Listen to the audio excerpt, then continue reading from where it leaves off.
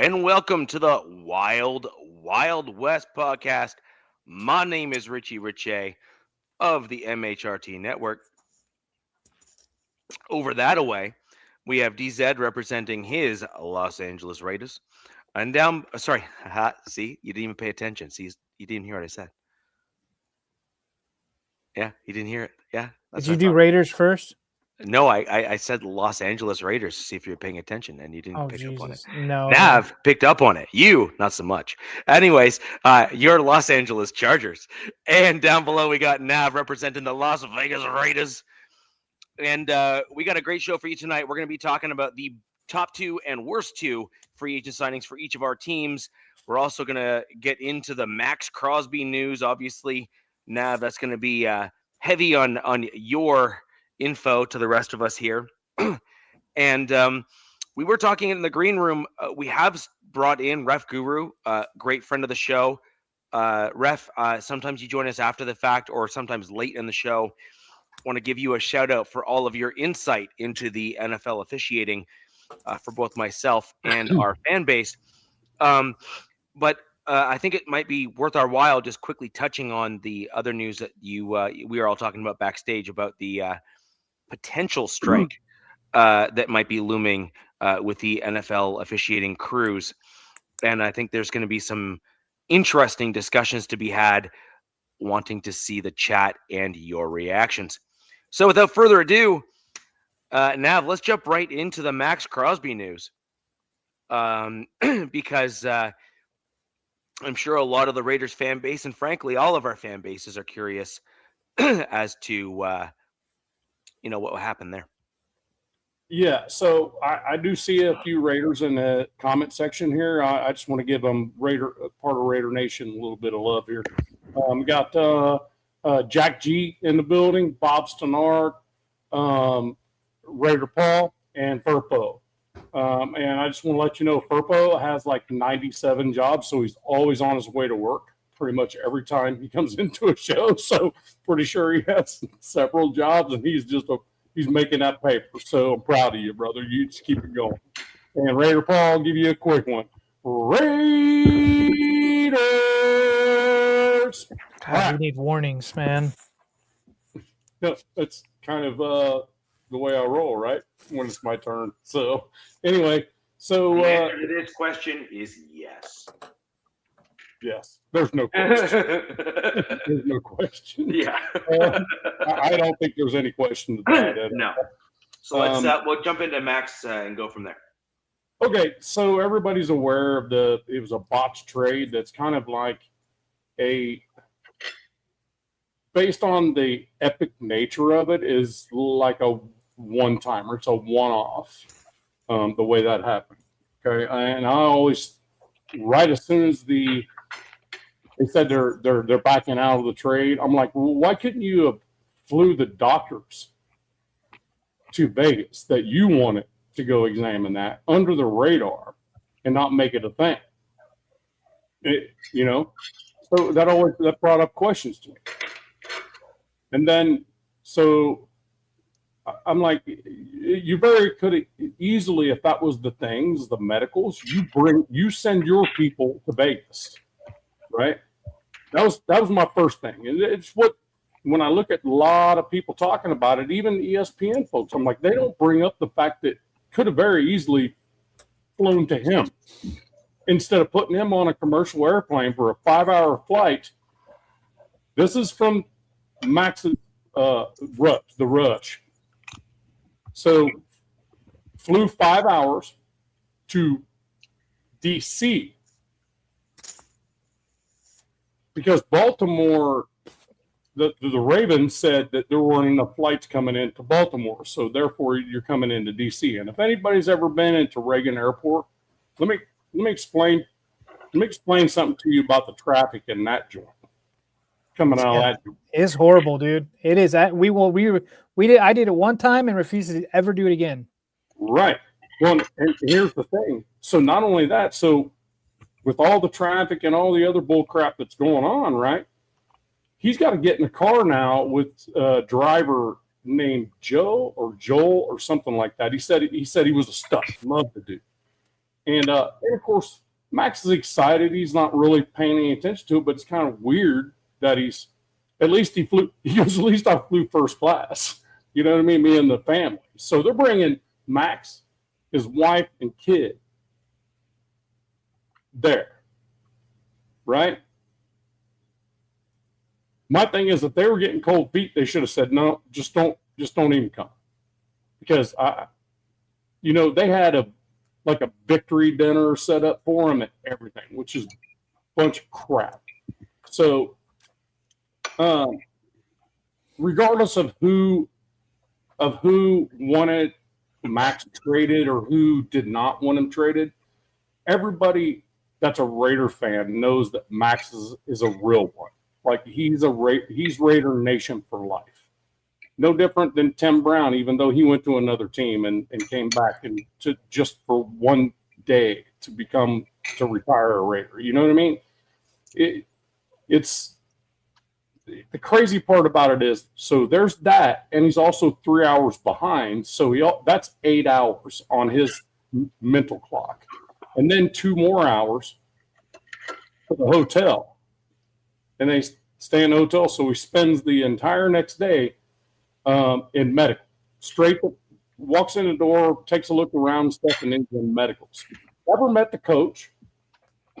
Nobody greeted him at all.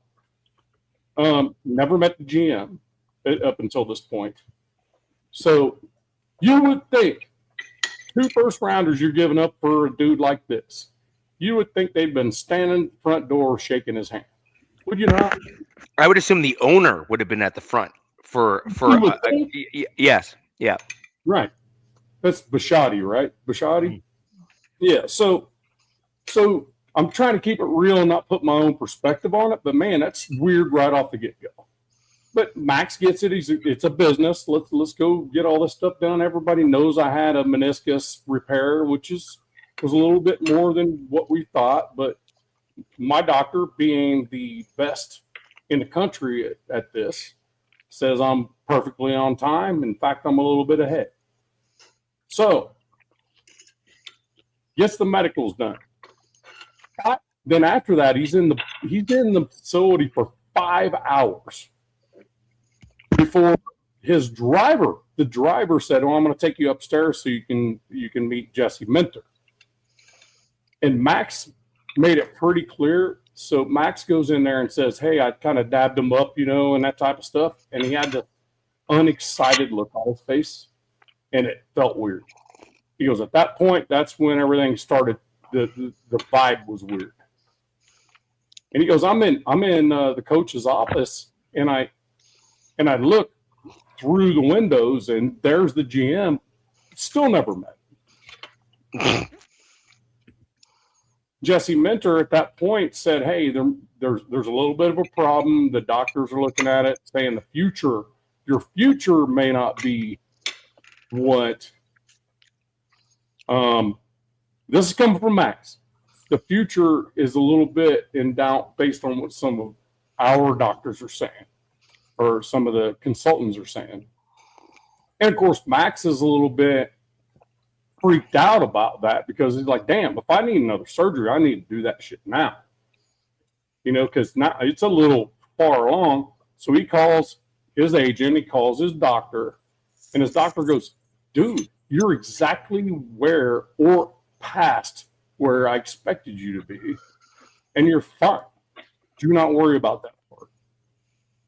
So Max is like, his name's Arache or something like that. He's a well-renowned sports ortho guy that does these surgeries, Keeley's, he does all this stuff. So, and then,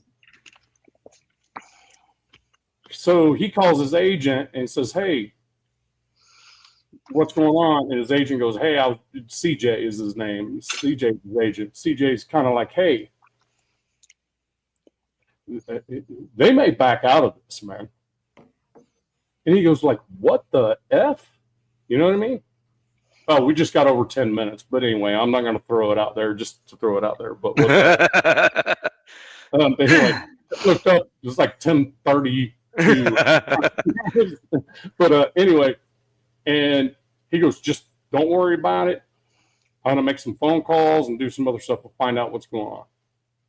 And then talks to Jesse Mentor or someone else in the building and says, no, we're still doing it. Don't worry about it. No big deal.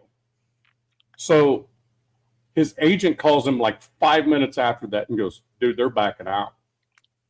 They're backing out of the trade. You know, and he goes, wait, what the F again? Wait a second. Why you send me all the way out here for this thing? You know, it's still to my point that I always said was, why didn't they just send the doctors to him? Why do you have to go all the way there? Why? Remember, I told you about conspiracy theories. Here's why. Because they went, wait, we don't have to give up 2 first rounders for this dude. It's not about the money when Trey Hendrickson's right here. We don't have to trade anything for him. And the BS that they said that they were trying to get them both in the building at the same time, they couldn't do it. Even with Linderbaum's contract that the Raiders owns now. So after it's all said and done, here's the class. I just want to say the class of the Raiders on this. So when Maxx finds us out, who does he call? John Spytek. John says, bring your butt home. Get your butt home. And guess who was waiting? It was private jet. It was world-class stuff. And when he gets in the building, everybody's there to greet him. His teammates are there because they've learned from him being there at 5:45 in the morning. That's when you do that. That's how you operate in the offseason. You get to work early. And all these dudes are dabbing them up, and they're all worried. They're all kind of worried about how Maxx was going to be, which I would be too. The crazy part is that this GM never had the nuts to tell him himself. DaCosta. So, but he sure could go on a presser and say he was gutted. If he was gutted over it not happening, he would have had that conversation with Maxx himself, with the head coach sitting there. It's so weird. It's such a weird situation because it seems like everything escalated so quickly within that building. You know, they made the trade, right? Like publicly, it was on every damn, TV show. They flew him out there, they got all his, hotel and the whole nine, right? And then it's like something happened between ownership, GM. I don't think Jesse Minter had anything to say about it because he's so wet behind the ears. Like he's a defensive guy. He would have loved to have Maxx. But here's the crazy part. Maxx goes to say, I want to talk to Jesse Minter because he's a defensive guy. I want to chop up football with him. Right. And when he met him, it was like unceremonious, completely unceremonious. They dapped was up. it him or somebody else? Because I remember he went to dap somebody up, and I think he was it was no emotion. That was Jesse Minter. Oh, because so maybe Jesse knew then. I think Jesse knew. He just didn't want to be this brand new head coach. He didn't want to be the dude. You know what I mean? Yeah. But to say this is all a bullshit, because I'm pretty sure before he walked in the building, they already knew that. Dude. So I guess everybody knows who Eric Weddle is. Safety. He was at the Chargers, played with the Ravens, played with the Rams. He was saying hey, this happened to him, not to him personally, but when he was there in 2018 with the Ravens with Ryan Grant. Yeah, and he was Ryan Grant and Crabtree. He's like, this. It's good. It's a business, but he's like, it's also a bad look. So it's like, there's 2 ways to look at this, and obviously. You look at it like I wouldn't work with these guys ever again, but then you see as the years go by, people still. So maybe a rule needs to be put in place, during the tampering period. I just think they need to take the tampering period away. If you make a trade, you make a trade. It's done. Yeah. I'm not sure how how to go about that. So I'm not going to. Before you even publicly say I'm going to trade for this guy, you have your doctors do what they need to do. See, I agree with that. Basis, I agree You with go that to for sure. their facility and Yeah. you check it all out, and then you call trade, and it's done. It needs to be This a written agreement immediately. this Max Crosby trade, air quotes, Right. is going to be used, and this idiot owner from Baltimore. I'm sorry, there's just no other way of putting out there. The The thing shop. is, though, he's been before this happened. Everybody was saying what a great owner he is. No, this idiot owner who allowed this to happen, because as an owner, you have veto power over everything within that organization. Yeah. So Right. I'm sorry, anyone that's saying, no, this guy's great, I love him, he's da-da-da, blah, blah, blah. Okay, he could have gone back to his GM or whomever else and said, how is it that like one of the best orthos in the country is saying that his patient is ahead of schedule, willing to put his reputation on the line, because that's what it Right. is, right? He's ahead of schedule and he's looking good, and he's publicly stated that as a doctor. And you're going to say that this other doctor that is basically a Cowboys doctor who's also an Five ortho of them. guy, 5 of them. yeah, said, Independents. not really. It makes no sense.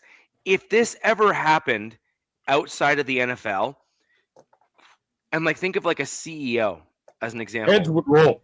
Heads would roll. there would be like a lawsuit that was like an Yep. incredible sum of money that would be owed back to that CEO that was put in that situation. Because the simple fact is this: they have ruined, and I mean literally ruined, the trade market for Max Crosby as a result of what they did here. We are the West Well- Coast Ravens, John. Well, and I will tell you this: 2 things I'm very proud of. I want to What play a- devil's advocate after you, real quick. Yeah. What 2 things I'm very proud of after the aftermath of this. First is the way the Raiders freaking said, "Come on home, let's go." Nobody's. We got you. You're a Raider, man. Let's go. Come on back. You're still there. We don't have to change anything. Just come on home. You know what I mean? And the other part is what they did in free agency just makes Max better. I mean, he's got to be looking at these freaking dudes that, I mean, Quay Walker and, come on, help me real quick with the other Nakobe linebacker. Dean? Nakobe Dean. I mean, Quiddy Pay. I mean, these. You got another one, This- another linebacker too. I think from the Colts or somebody. Yeah, Alubi, I can't say. I don't know. his name. yeah. Lobe, yeah. It's good, and re-signing Eric Stokes makes Max very happy because they're buddies. They're tight.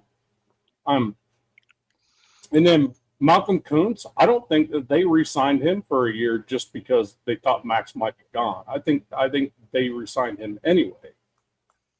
The thing about it is, when you're talking about a 3-4, if they thought Max was going to be gone, they would have been out there searching for an edge rusher. And they weren't.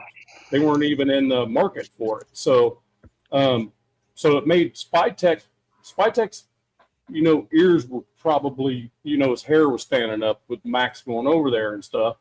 So he held on to the cash. He didn't continue to try to push for an edge rusher or anything like that, like say Trey and all that stuff. And it worked out to their advantage because now they have all this upgraded defense. And I'll tell you what, Ron Johnson's no sissy either. That's a huge pickup. That's a free safety we've needed for a long time. So that frees up Chin to be a strong safety and stay one, especially in a 3-4. I think this defense is going to be pretty damn stout if they can gel together. And Max being back in the building helps that. To be perfectly honest with you, as far as the gelling, and he's made it very clear. He goes, obviously, I was born to be here, and I'm going to stay here. So at the end of the day, I'm proud of a couple things, the way the front office handled all of it. And then when it all went down like that, the way they took care of Maxx, you know what I mean? So I'm very proud of it. That's different than what we've seen in a long time. The front office has done very well, and I'm looking forward to this. You guys probably aren't. I have two things I just want to bring up, and I'm going to throw over to DZ, who said he had Devil's Advocate play here. Yeah. Number one, Ed, my comment, and by the way, thanks for joining, Ed. Always love having you in the chat because your comments are always very pointed in terms of the topic of discussion. Yeah. Really, honestly, I actually truly mean this. I really like it when Ed's here. He's a fantastic fan of the show. So thank you for being here. Number one, Ed, my comments were not and did not have to do with what I believe the NFL is going to do to Baltimore. I believe that the NFLPA, come the next negotiations, are going to point to what the owner of Baltimore did and say, this is a red line, like literally just like a line in the sand, and say, can't do that to our players. Like, you can't do that to players. Full stop, period. That's it. But he's done it multiple times. No, I understand that. But the thing is, he's done that to lesser players. Are you saying the NFLPA should say that? I believe the NFL, the Players Association. Oh, they're a joke, dude. We know they're a joke.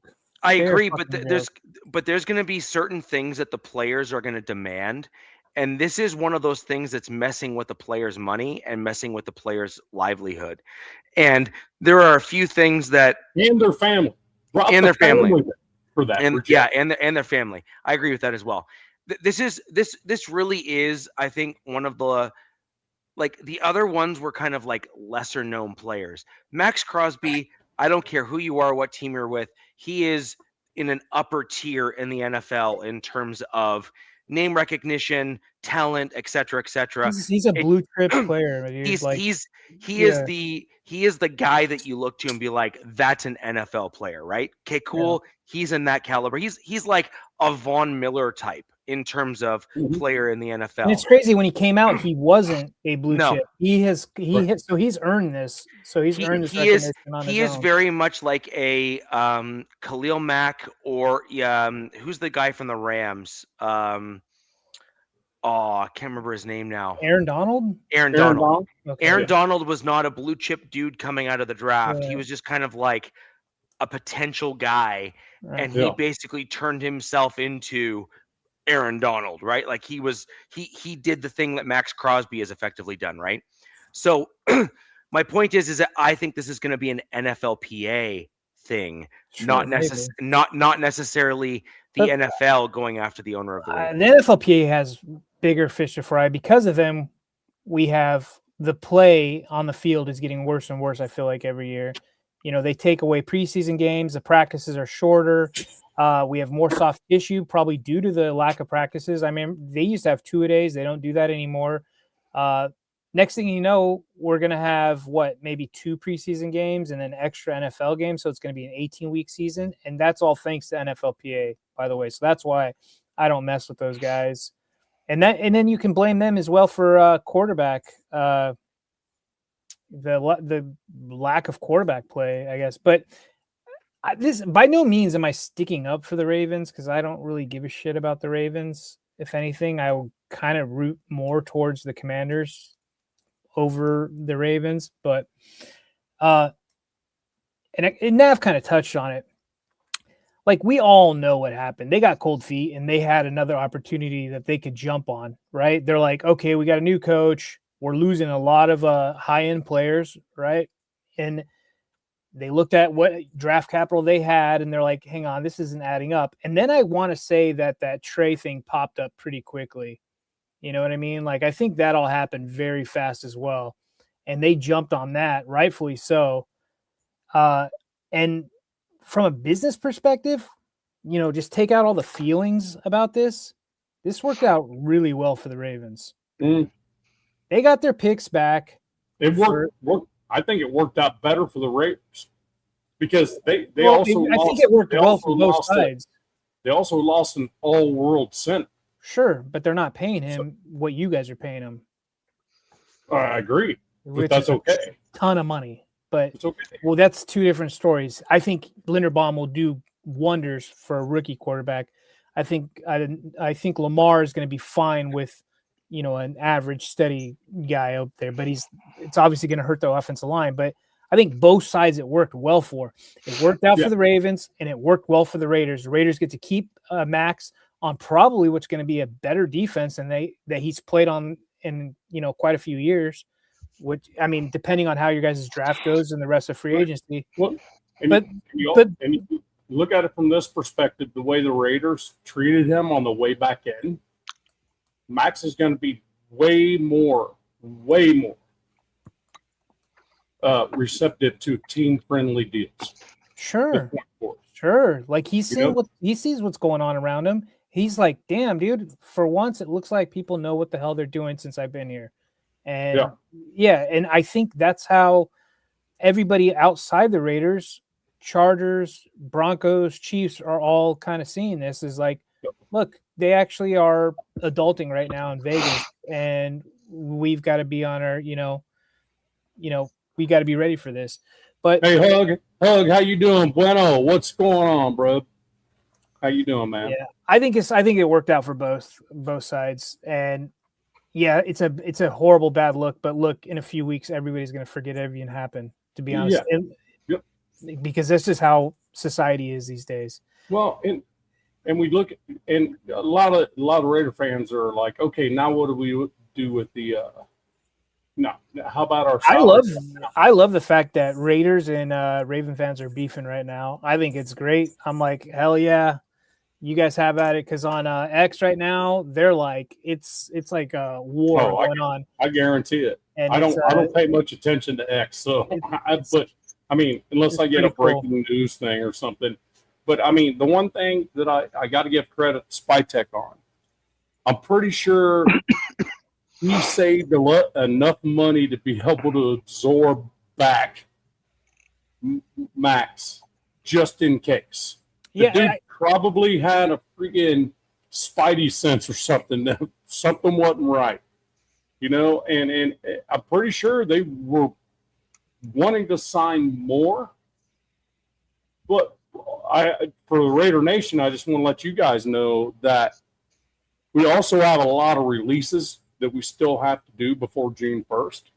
So once the draft's done, then there's going to be a lot of folks released that are on $2 and $3 million freaking 1-year deals or whatever they may be. So there's going to be a lot of releases. There was a woman reporter just before our show started saying, I think she must do something with the Raiders, but she was like, the Raiders still have flexibility with their cap to absolutely signing. I think maybe fans are panicking or something, but she was like, hey, they still got stuff going on. I mean, the virtual number for them right now is $54.5 million. That's the virtual number. So reality number is with Maxx returning is about 32, and the math don't math between the two, so it's hard to So, I mean, to me, overall, worked out best for us. After it's all said and done, we got what we needed. I can't wait to see two maulers, JPJ and Linderbaum, just freaking mauling people up there. And if, not stoked about that at all. And if our young guys kind of prove that they're going to get better than they did last year, because towards the end, Rodgers looked great. Hell, Grant actually looked pretty good, as a right tackle. So, I mean, I was like, okay, I'm good with what we got. And then we roll in the draft, and anybody says we're not getting freaking Mendoza, they're just off because it's happening. I really don't think there's any question. So I'll leave it at that, Richie. Yeah, this is, like I said, this is, I think this is going to set the tone for the next few years in the NFL for free agency, for the NFLPA negotiations, for, a whole host of different things. And it'll be very interesting, in my opinion.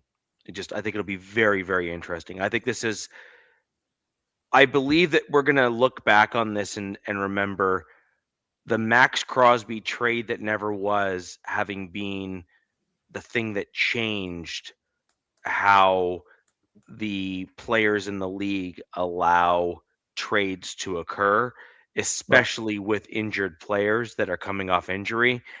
I think there's going to be some framework put around it to ensure that we don't end up with what we have here, because the fan bases are not happy. So the fans aren't happy, which is a huge issue for the NFL. There's no way it can't be. Well, the fans aren't happy, but then again, it's also causing a lot of buzz online, which is like sometimes bad press is also not bad press, right? Like, yeah. So, it is what it is. But I think ultimately the negative that it brings to the players is going to outshine everything else, and the players do have more power than they believe that they do in the negotiations. And the NFL needs to be careful about how they broach this, because I do not think that this should be any changes that come from this that are at least reasonable. I don't believe the NFL should die on that hill. Right. So I got a question for you guys. Did I ever tell you the story about when Geno flipped off the nation? Did I ever tell you about who was involved in that? Yeah, you're one of your buddies, right? Oh yeah, one of the guys that's in it's on my channel. He's Hug D's. He's right there in the comment section. Is DZ Wilson a Raider fan? No, dude. But you guys don't own black, bro. All right, Jesus. Can't work. I mean, the hat does. I mean, if you look real quick, it can go. Yeah, I guess dark sea. Yeah, it does kind of look like the. I mean, I guess. Look, the sport. Yeah. Look, they're just messing with you, man. You can. Yeah. Puma sweater just up top, but it's like green down below. So yeah. Look, in fairness, there's certainly enough smoke in the outfit that you're wearing right now. Yeah, I mean, I guess it's a fair leap. I'm gonna have to. It's fair. It's fair. So, dude, I hate that I'm not rocking powder blue. I don't think I'm leaving any doubt. No, he looks like a traffic cone. I think we're good. Yeah, I don't rock. Look, I'm a diehard Chargers fan. Been that for damn near almost my whole life. But I do not like powder blue. I'm a big navy guy. I love their navy colors or white. But black, that's like 90% of my outfits is black. So, so there was a huge DZ bash there for a moment.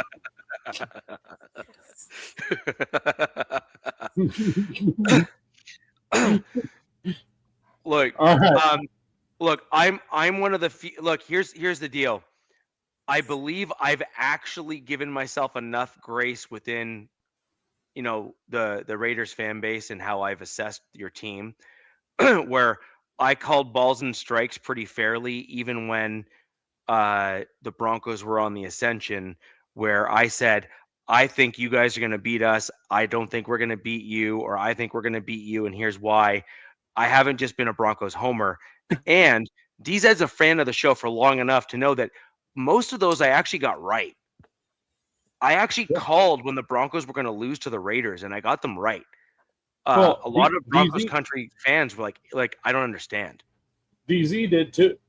DZ is real good at going, here's the weaknesses, here's the strengths. It doesn't look good for the Chargers on this one. And he was pretty much right on everyone he called too. Yeah, I don't remember half the shit I say, so yeah, we'll just. So that's why I got notes. Yep. Wait till you're my age. Gets way worse. Nice. Nice. I can just claim insomnia and I'll be fine. So did Nav pretty much real quick, Richie? So I would assume is Maxx like your favorite free agent edition? Does that count or not really? Free agent edition? I mean, Maxx. No. Hell no, the two linebackers. Freaking that shit right there is huge considering the defense we're going to be running. That's massive. That's the free agent I'm surprised you didn't say Linderbaum at all. That's okay. That was a trade though. Yes, I'm from San Diego, buddy. Oh wait, that was free agent. Yeah. But we had to sign him and change his contract to get it. So North County kid. yeah, because they did. I don't know why the Ravens didn't give him his 5th-year option. That would have been on the cheap. I don't know. Well, I thought it was going to be pretty hefty. 20. So they like, dude, we kept hearing that stuff for a while that they were going to offer him like a record-setting deal, and everybody's like, with what money? You guys don't have any money. I mean, but whatever. Maybe that's why they couldn't. They just flat couldn't. But then when I saw his contract for the Raiders, I was like, oh wow, like holy crap. And we had it to spend. Yeah, he's like, you can't like give that up. That's a big chunk of change that's not going to be taxed to all hell. You know what I mean? Mm-hmm. Yep. I'll tell you, both you guys. I mean, we talked about upcoming games and things that were happening. I think a lot of the three of us, we were pretty much on point. And if we weren't on point, who won? It was close.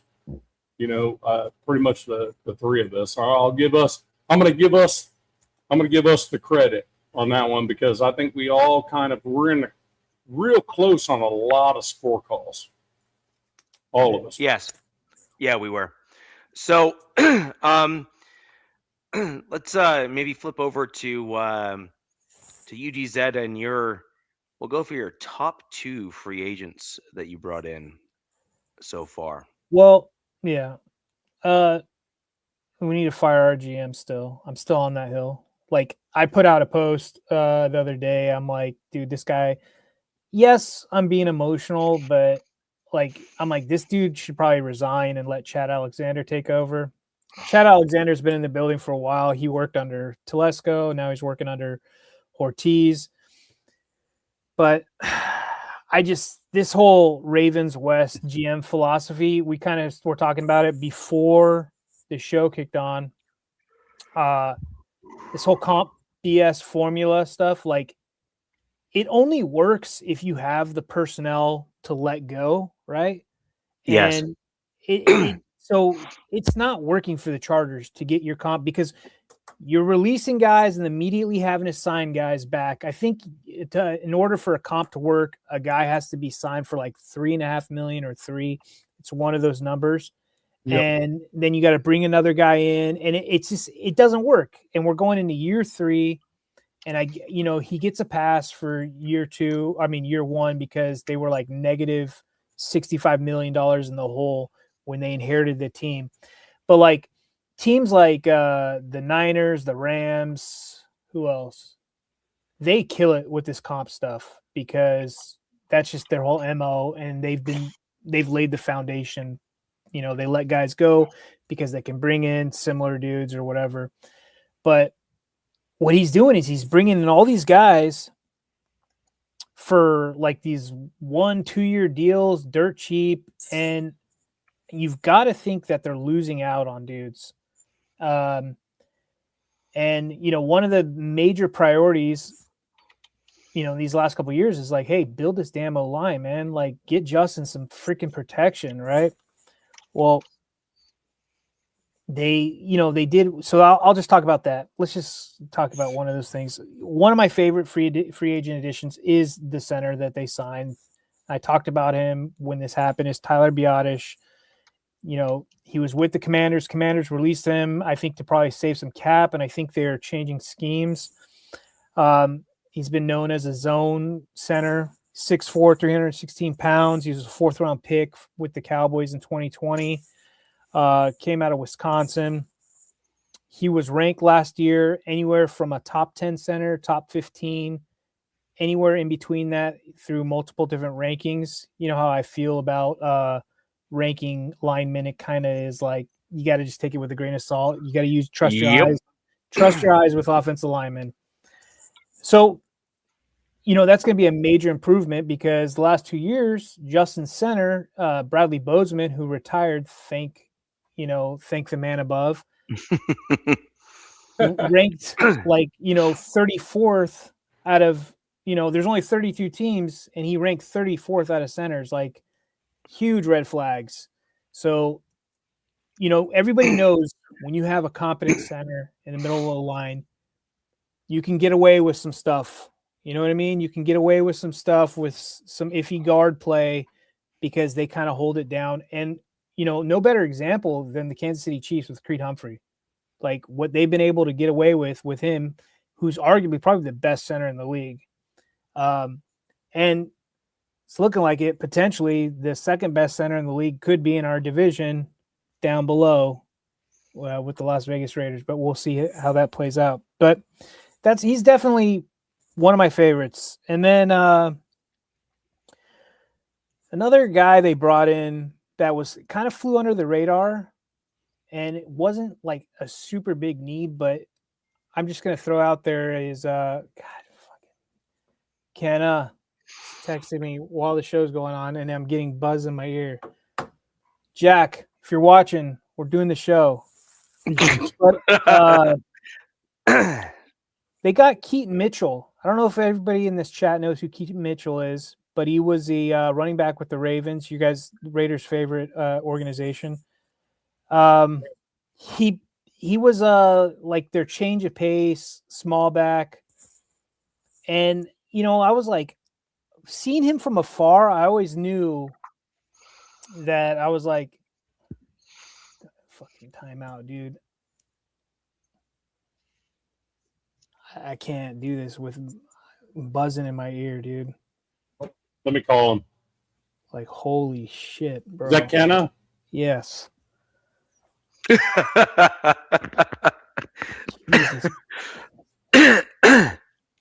But so Keaton Mitchell. Oh, let's go back on that. Sorry, folks.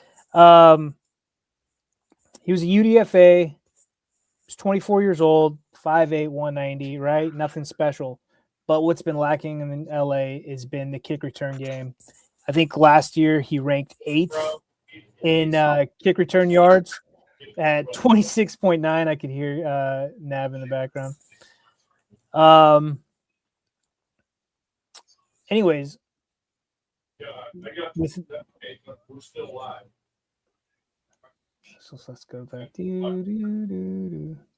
Oh, there you go. You put it on mute.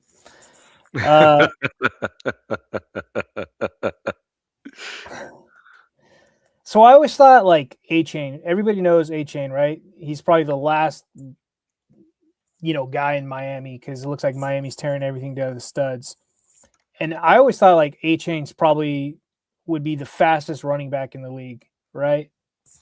Apparently not. I guess this Keaton Mitchell kid was the fastest guy in the league last year, running 14.49 miles per hour.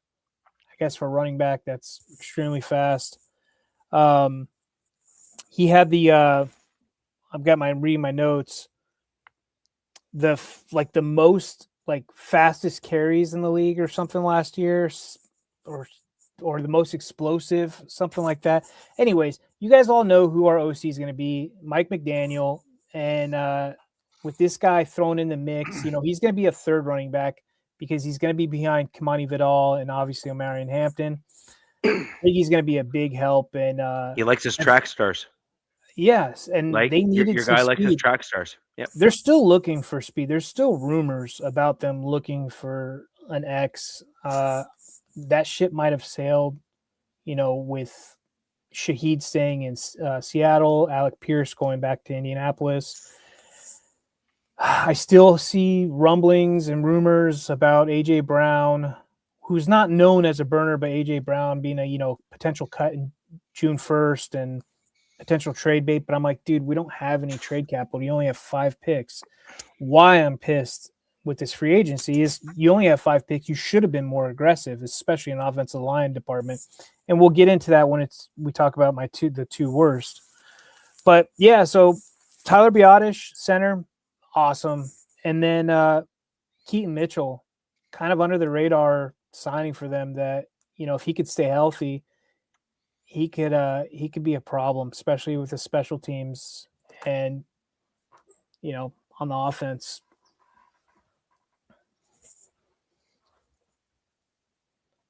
Jack, you were texting me. It's going right in my ears. So just letting you know. But salute, buddy. Love you.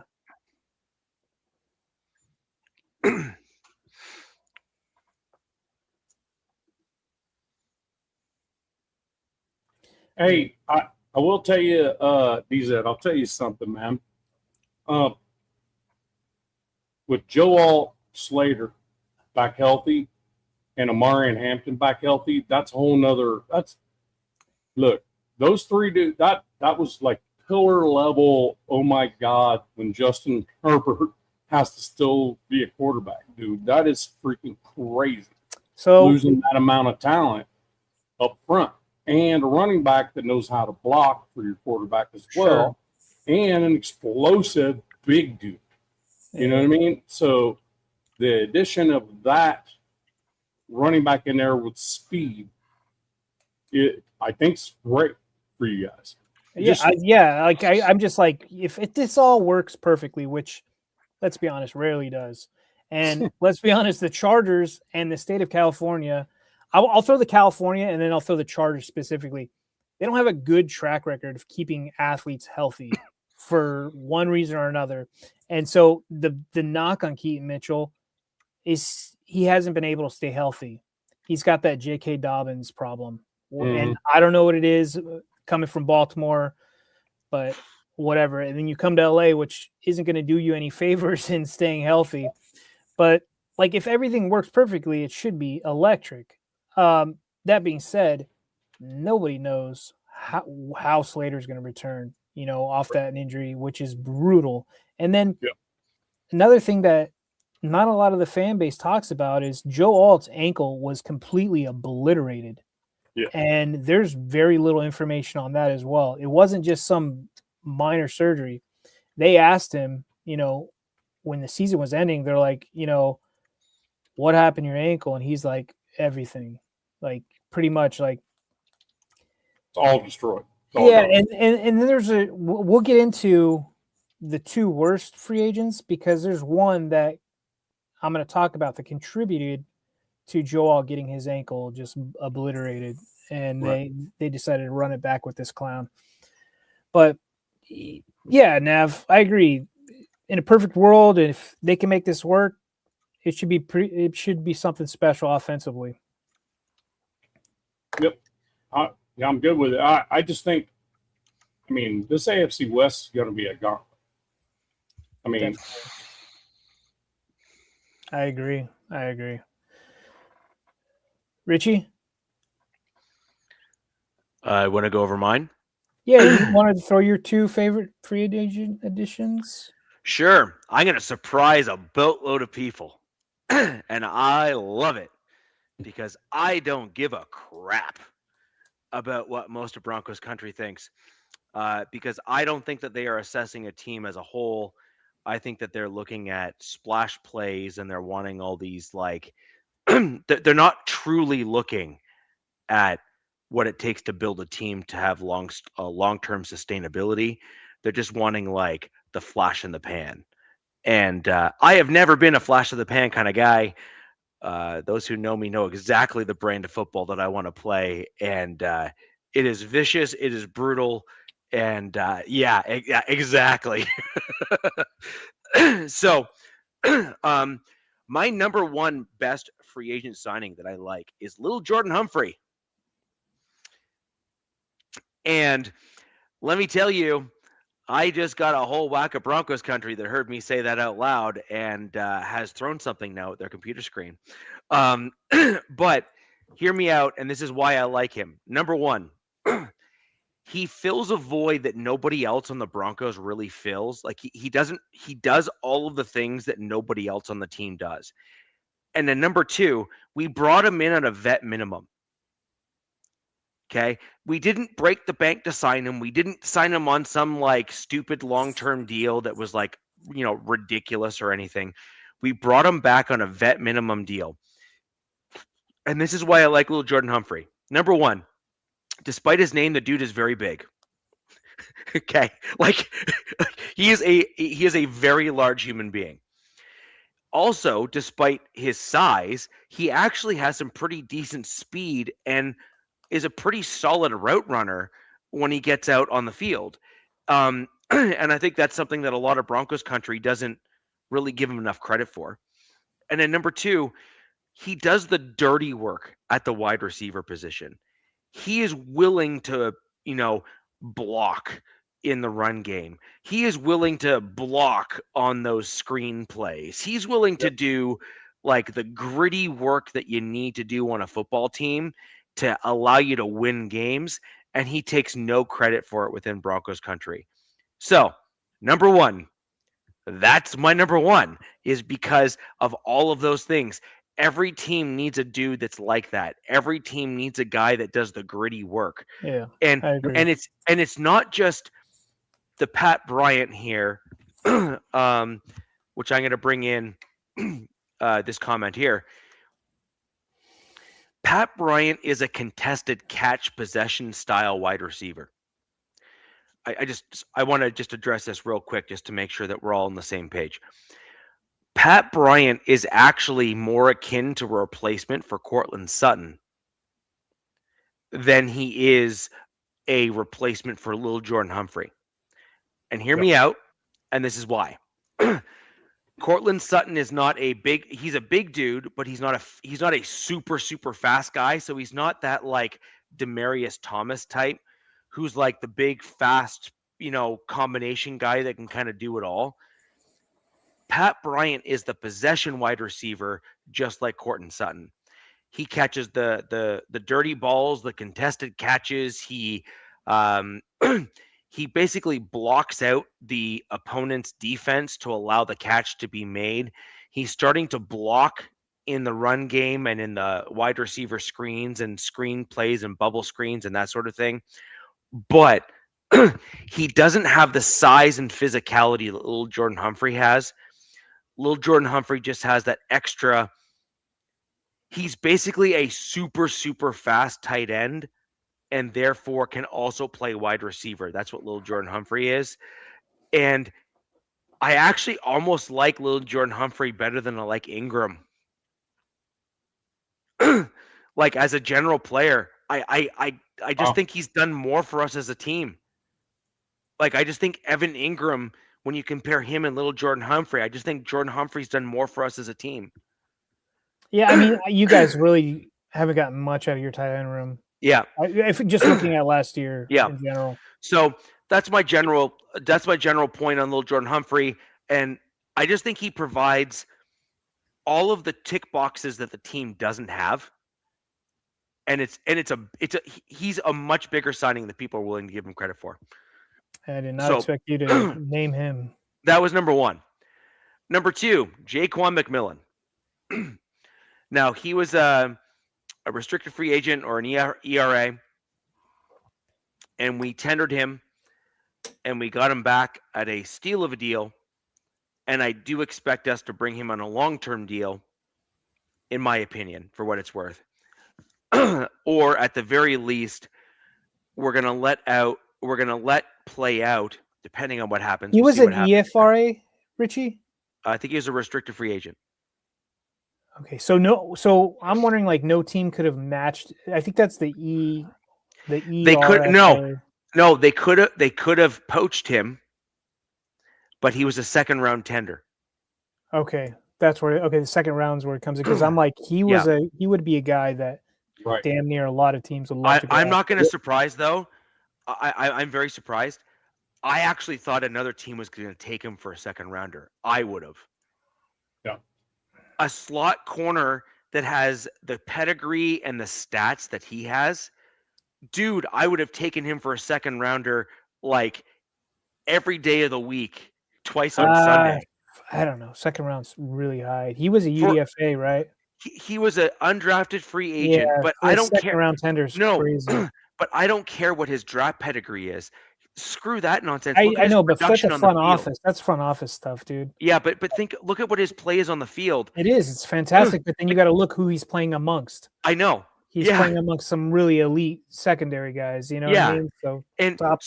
So when you have a dude who's an undrafted free agent stick out on team that has Pat Surtain that no team wants to throw to. Right. That tells you all you need to know. I get Like, it. I'm Yeah. sorry, that's it. Like, it is what it is. And so I'm really, really surprised that no team tried to poach him for that second round pick, because I'm telling you right now, there is no slot, there is no nickel cornerback who you're going to find in this year's NFL draft who's going to be better than Jaquan McMillan in the second round. No way. I mean, it's going to be hard to argue that. No way. Sorry, Yeah. just not happening. Well, so look at you just mentioned your two guys, which everybody in this chat or people who are watching it's like, hang on, dude, what? Like, come on, WTF? Because you guys have made a trade for a guy that there's been rumors going back to last season. Yep. Connected. You made a trade and landed the Penguin, and then on top of that, up until that trade, that was your guys' only external free agent, and then until a guy just wrote in the chat, I believe. Who I have no clue who that is. Probably some depth guy. And you're not even mentioning Waddle as being happy about that, because you think it's why? What's your reasoning behind that? So I have an unpopular opinion, which should come as a shock to nobody. That we need the drum thing in the back. We need we really do. When you look at what we saw from the combine, as well as the quality of wide receivers that are coming out in terms of speed in the draft, a lot of speed, yeah. The one thing that Waddle has is speed, and he's got a very polished route tree. Yeah. Okay. It is what, like, I'm not even like, I'm not going to say I'm not angry at the trade. I'm just more neutral on it than most. Okay. And the reason why I'm neutral on it is you gave up the 30th pick, and you also gave up your third round draft pick. And while you get a guy that can help your team right now today, and while that's great for a rookie quarterback that's on his rookie deal, I haven't seen the draft yet, obviously, because none of us have, in terms of how it shapes out. But my concern is that there would be a guy that is in his rookie year only a half step below Waddle in terms of speed, that can develop into the route runner in his second year on a rookie deal with my Denver Broncos. Yeah, but let me clap back at that. You now just drafted. Look at the Broncos. Didn't really need much out of any team in the NFL. They're built, and they took care of their own free agents. We saw them kept, like, I think throughout last season they were extending their players. People Malcolm Roach was one of the best signings the team ever made. Right. Like, ever. Yeah. When they made this trade, to me, I was like, this makes too much sense.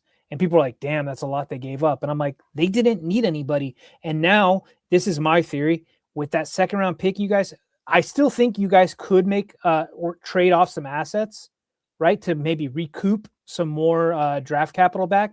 But I think that second round pick is going to go for a D tackle to replace JFM. You're going to probably get another D tackle out of the draft with your second round pick, and you're probably going to get a damn good one. But what this does is your guys' window, you guys saw how the Broncos, everybody in the NFL saw how close the Broncos were to going to the Super Bowl. Unfortunately, that happens to your quarterback. You can't control that. That was like a freak situation. So getting this guy, Waddle, who, let's be frank, outside of Cortland Sutton, I don't think many defenses respected your guys' your weapons. Nope. So now you put Waddle on the field. That takes number one cornerback off of Sutton. Goes to Waddle.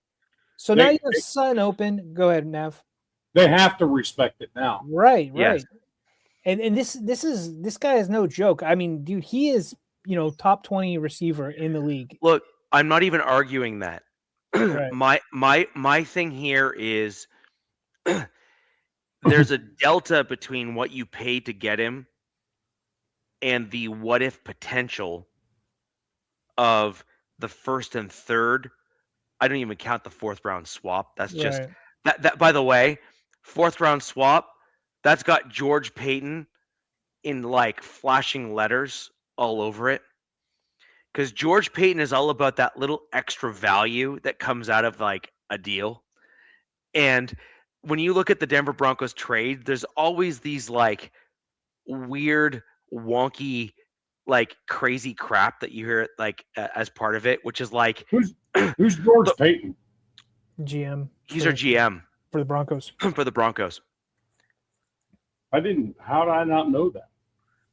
That's a you problem, not a me problem. Yeah, it's not a popular. But he spells his last name Paton, whereas obviously Sean Payton spells it the proper way.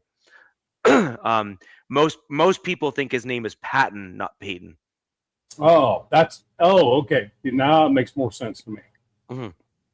I think it was a great trade, to be honest with you, especially for your team. Here's my thing. I am neutral on it. I am totally fine with what we gave up to get a player of Waddle's caliber. However, I'm also looking at it from the flip side, which is I believe that there's enough positions and enough players that would leave some absolute top tier wide receivers at pick 30 that would enable the Broncos to get a rookie guy on a rookie deal, develop with Bo Nix as he goes for the next 3 years. So to make you feel better, Richie, so like a guy that's kind of like around that pick 30 would have been Casey Conception, however you want to say his name. Yes. Some bad news just came out about him, about his knee, like a potential tear in his knee or something that he could even drop even farther. So I don't know. There's two sides to every coin. I think you have maybe a little FOMO. You're like, man, like what could this first and third have been? No, because I am also not as high on my team's offensive line as most Broncos fans. Yeah, I'm also not as high on the Broncos running back room that we currently have coming into the draft.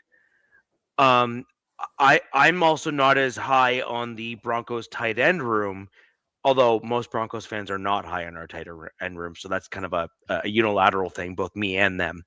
But to me, that's your major offensive issue is not to have a game wrecker at tight end.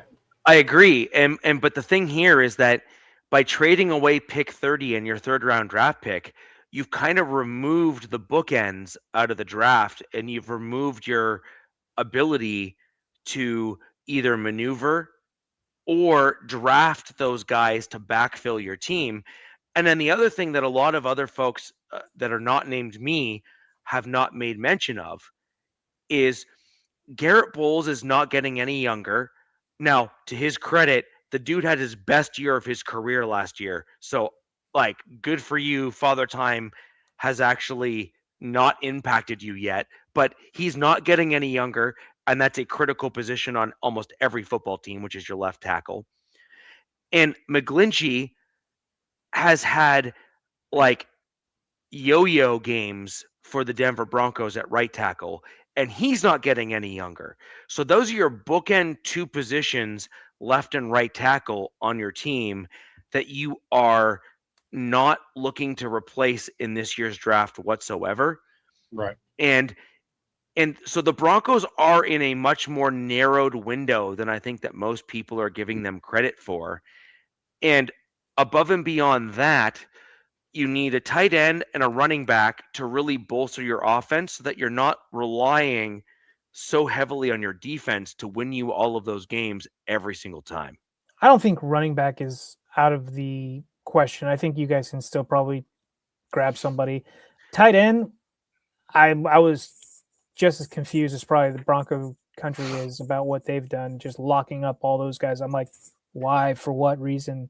Like that didn't make any sense to me. But I want to maybe, Broncos country can answer this, or you can, Richie. Like, do you think that this Waddle trade might have had something to do with a new play caller this year?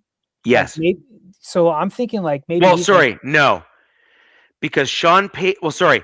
Yes, it had to do with the new play caller, but he was already on the radar last year with Sean Payton, and Sean Payton has a storied history. Like this is not like breaking news on the show or anything, Sean Payton has a storied history of wanting wide receiver development rather than trading for big ticket and big names.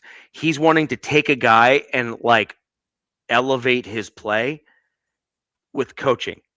I mean, you can Whereas now argue with Waddle put in that wide receiver room. That could be Broncos probably have a top 3 wide receiver room in the league right now, from top to bottom. I would say, or you could just say, just to be safe, top 5 wide receiver room. So, but when they made this trade, I was like, okay, yeah, we heard the connections to this, but I'm like, there also is going to be a new play caller this year. So I'm wondering, is this going to be? Are they going to be running something a little different for Bo going into his will be his year 3, right? third. Yeah. So it's like maybe they open up for Bo and be like, hey, Bo, sling it. Like, you know what I mean? Like, Well, they've already tried having him sling it, which is what my concern is. Is Sean Payton was already putting most of the game on Bo's back. Now, to answer Dom's comment here below, we already did not have a great team around Bo Nix, if we're going to be perfectly honest, on the offensive side of the ball last year. We had a decent offensive line who struggled against specific teams last year, especially ones that were very physical. I think they struggled against teams with those big D tackles or nose tackles. Yes. Yeah. Yes. And that's what I meant, physical teams. So like the Chargers had some kind of big guys that were kind of a little bit more aggressive. And the Broncos also struggled against some other key teams that had some larger, more physical, stronger interior defensive linemen. And the Broncos' offensive line struggled actually a fair amount against teams that were like that. So, do I think Bo Nix can overcome that type of play? Well, we've seen him do it. So my answer is yes, he obviously can, because we've already seen Bo Nix keep the level head. Although I also think that too many in Broncos country are not giving Sean Payton the credit for playing a bit of chess when it came to play calling throughout the game. Because what you saw with the Broncos on the offensive side of the ball was an attempt to kind of ensure your offense did just enough to keep you in the game. And then at key points in the game, run a look that you did earlier that you got beat on, and then run a slightly different play and kill the other team. That was all season. That was all season for the Broncos. That was all season. That's how we did it. That was like your guys' MO. Yeah. But you got to think now going to year 3, they're going to want to open it up for Bo a little bit. Right. But my point is from Dom's comment here, can Bo Nix win with a team that is not like an elite team around him? Well, yes, we've seen him do that already, and it's definitely possible. But Dom, leave a comment down below if you don't mind, and anyone else in the chat, if this is kind of what your interpretation of this is your comment, can Bo elevate lesser than players at this stage in his career and make them better than they are? And I'm saying yes to certain guys and no to other guys. So for example, Troy Franklin and Bo Nix have like a almost like a telepathic connection in terms of how they work.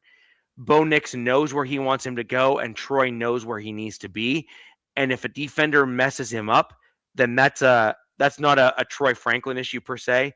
That's like a defensive problem. Yeah. But Bo Nix, the reason why he's got that connection to Troy is they've built up that rapport. Yep. Pat Bryant is getting to that point as well. It's called reps. It takes time. Yeah, exactly. And Courtland Sutton has that same kind of general MO. Now, Sean Payton came out in a presser in the offseason and made a comment about our wide receivers. And I think this is one of the big reasons why our wide receivers coach got fired. Number one, when passes are thrown and the wide receiver goes to catch the ball, your thumbs need to be right here. As in, they need to be in the way of the ball. What we were seeing from our Broncos wide receivers is they were trying to catch like this, but the thumbs weren't there. They weren't together. They weren't there to stop the ball. and you ended up seeing a lot of balls going through the hands of the wide receivers. And the long and the short of it is that's a coaching problem, not a wide receiver problem. So I Right. do think we're going to start seeing some improved wide receiver play from Troy Franklin, from Pat Bryant, from Lil Jordan Humphrey, because the coaching is thumbs together and you won't miss it. So Yeah. that's kind of my general thought process is Bo is good enough to elevate an average team overall because he's got that killer instinct. The I'm not going to lose this game. Like, so as a team, you know that you're always in it with Bo Nix as your quarterback. And Right. that, by the way, that is a huge feat in and of itself. Most He's teams don't have that. Bo showed some clutch factor Yeah. last season. So Yeah. he's got that Tom Brady, Peyton Manning, like last minute drive thing Yeah. to him, right? And He's- that's yeah. undeniable at this point. Sure Now enough.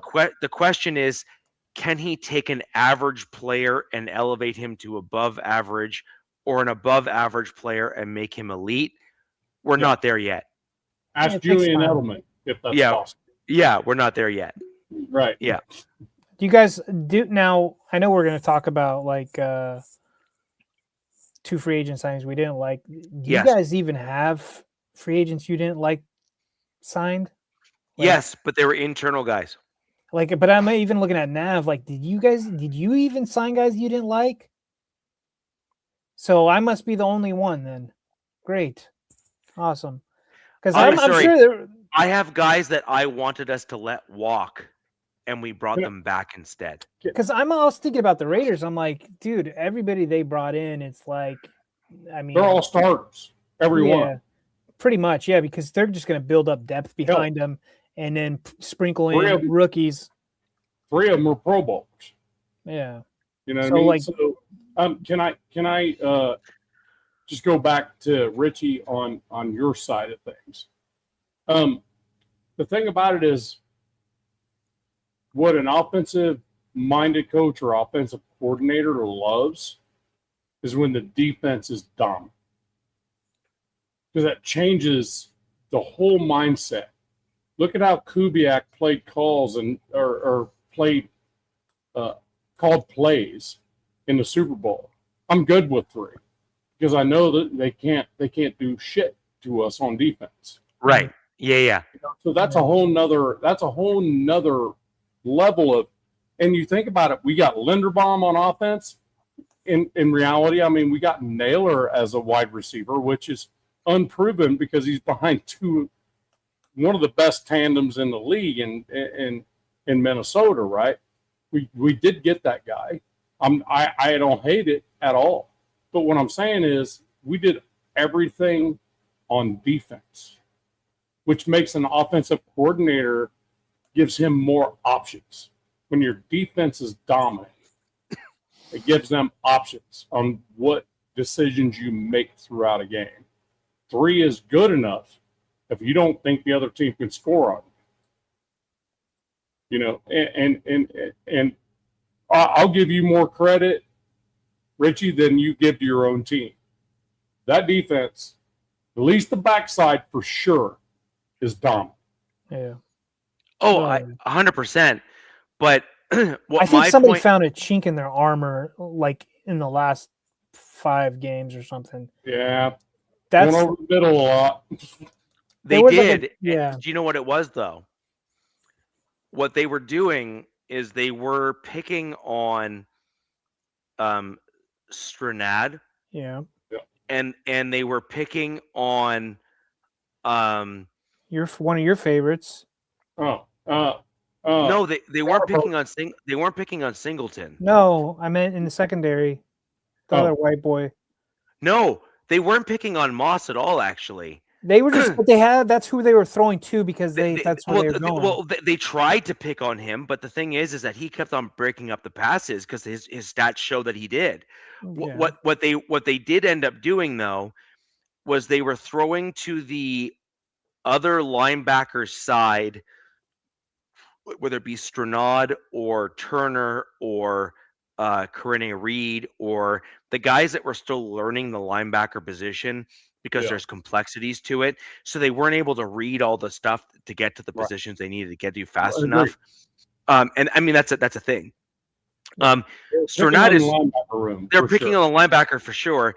But then what they would do is they would then throw slightly deeper at Moss, who was thinking that the linebacker was going to cover the guy that was kind of coming back towards him. Mhm. And they were relying on communication mismatches and miscommunications between the handoff between the middle linebacker and the cornerback. Pat Surtain is just smart enough and good enough to be like, dude, I don't care. He just Riley, reacted. yeah, He's- he's just, yeah. Yeah. By the way, he's- what you just brought up something that just made me laugh. Sertan and Waddle. I don't know if anybody knows, but Waddle put out that thing. Was it? I don't know if it was last year or whatever. He's like, I would beat Sertan's ass or whatever. And Yeah. now they're on the same team. But he was like, he was We're about to find out in preseason, aren't we? right, or in training camp, I guess. But Well, I'm telling you right now, Sertan's biggest weakness is inside crossers. Because Sertan is a bigger dude.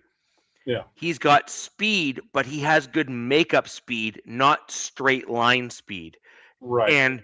And where he gets his ass handed to him, and it's a known fact, at least I'm willing to admit it, most other Broncos country isn't, is when you cross in front of him, he actually struggles with those styles of routes because he needs to anticipate where that's going to go, and if there's jitteriness or kind of that quick kind of joystick style speed, he's just too big of a dude to move that quickly and twitch that quick. I think he just doesn't like giving up the number one. If a slot comes across in front of him, he doesn't like giving it up right away. Yeah. Just he doesn't like getting burnt deep. No. That type of stuff. No, because So- I'm willing to get and by the way, that's his father's coaching. Make no mistake about it. Like make no mistake. Make no mistake. Like you keep the dude in front of you. If you give up 5 yards, that's better than giving up 50. yeah, that's Right. true. Right? And that's his father's coaching for sure. Like Sure for enough. Yeah, for sure. For sure. So those are my two favorite, Little Jordan Humphrey, Jaquan McMillan, in terms of pickups. I'm going to give an honorable mention to Waddle. However, I am concerned that to your point, you made a comment about comp picks and the model and all that kind of stuff. In order to have that comp pick model work for your team, you need to have a persistent and through line of constant talent that you're developing internally that can then fill in for the starting talent that you allow walk. The Broncos are like that close to being in that position where they can actually start operating on a comp pick model. The problem is at key positions in key spots throughout their roster, they have made mistakes and they have not done what they need to do to get themselves there. And the problem I have with wide receiver is they have not drafted an elite wide receiver that has shown out for them based on maybe coaching or otherwise. And what the Broncos did this offseason was they made two calculated risks, and we will see how it plays out. Number one, a new wide receivers coach is going to elevate Troy Franklin to being an elite wide receiver and fill the gap of that delta between very good and excellent, and take Pat Bryant from being in the realm of pretty good to very good or excellent in one I think season. Waddle elevates all those receivers just being in that room. He will try, but the problem is that the other two guys, so Waddle and Troy Franklin are much closer in terms of style Sure. than say Pat Bryant and Waddle are. Right. And so the point is that the Broncos are relying on a change in wide receiver coaching to elevate to raise the water line basically of the room. And if you don't get that as a Denver Broncos team, you have really shot yourself in the foot, because you could have otherwise got a rookie that could have come in for less capital than Waddle and probably got you the same production. That's what I'm saying. And so the This is the true test. This is the risk that the Broncos took. I'm not saying I A hate good it. risk. It's a good I'm not risk. saying I hate it, and I'm not saying I love it. I'm saying I'm kind of neutral on it overall. But the one thing I will say that I think that having a veteran wide receiver who has averaged like 11 to 1200 yards a season with a trash quarterback like Tua, I think that having Waddle come in with Bo Nix, Sean Payton, and now um, Davis, our OC, I think that that's gonna help our team a lot. I just see like 3 wide receiver sets, like having like say Sutton, Waddle, and like Mims out there. Like, come on, give me a break. No, do you know what's going to be more dangerous? No, don't even say Troy Franklin. Troy. No. That's not going to be easy Mims at all speed, to deal with. dude. Sutton's route running, and then just Waddle's freaking just. He's just gonna he's gonna take that attention to that number one. I mean, sure, Actually, I guess you can throw. Here's the other one. Do you know what's going to be even worse? Is here's the 3 combo that no one's even thinking about, and this is the one that's going to be this is going to be the worst combination.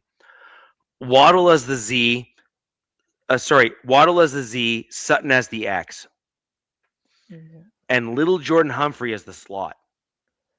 Well, yeah, and the reason why that's dangerous is he's the size of a tight end with the speed of a slower wide receiver, but that doesn't matter because he's going to have to.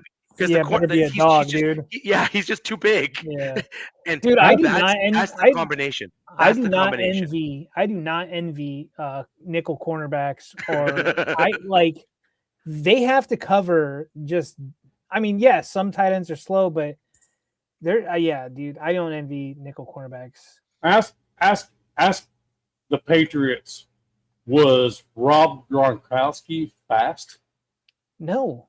You're right. But he was just a freaking beast. He was a freak everywhere else, man. That's what I'm saying.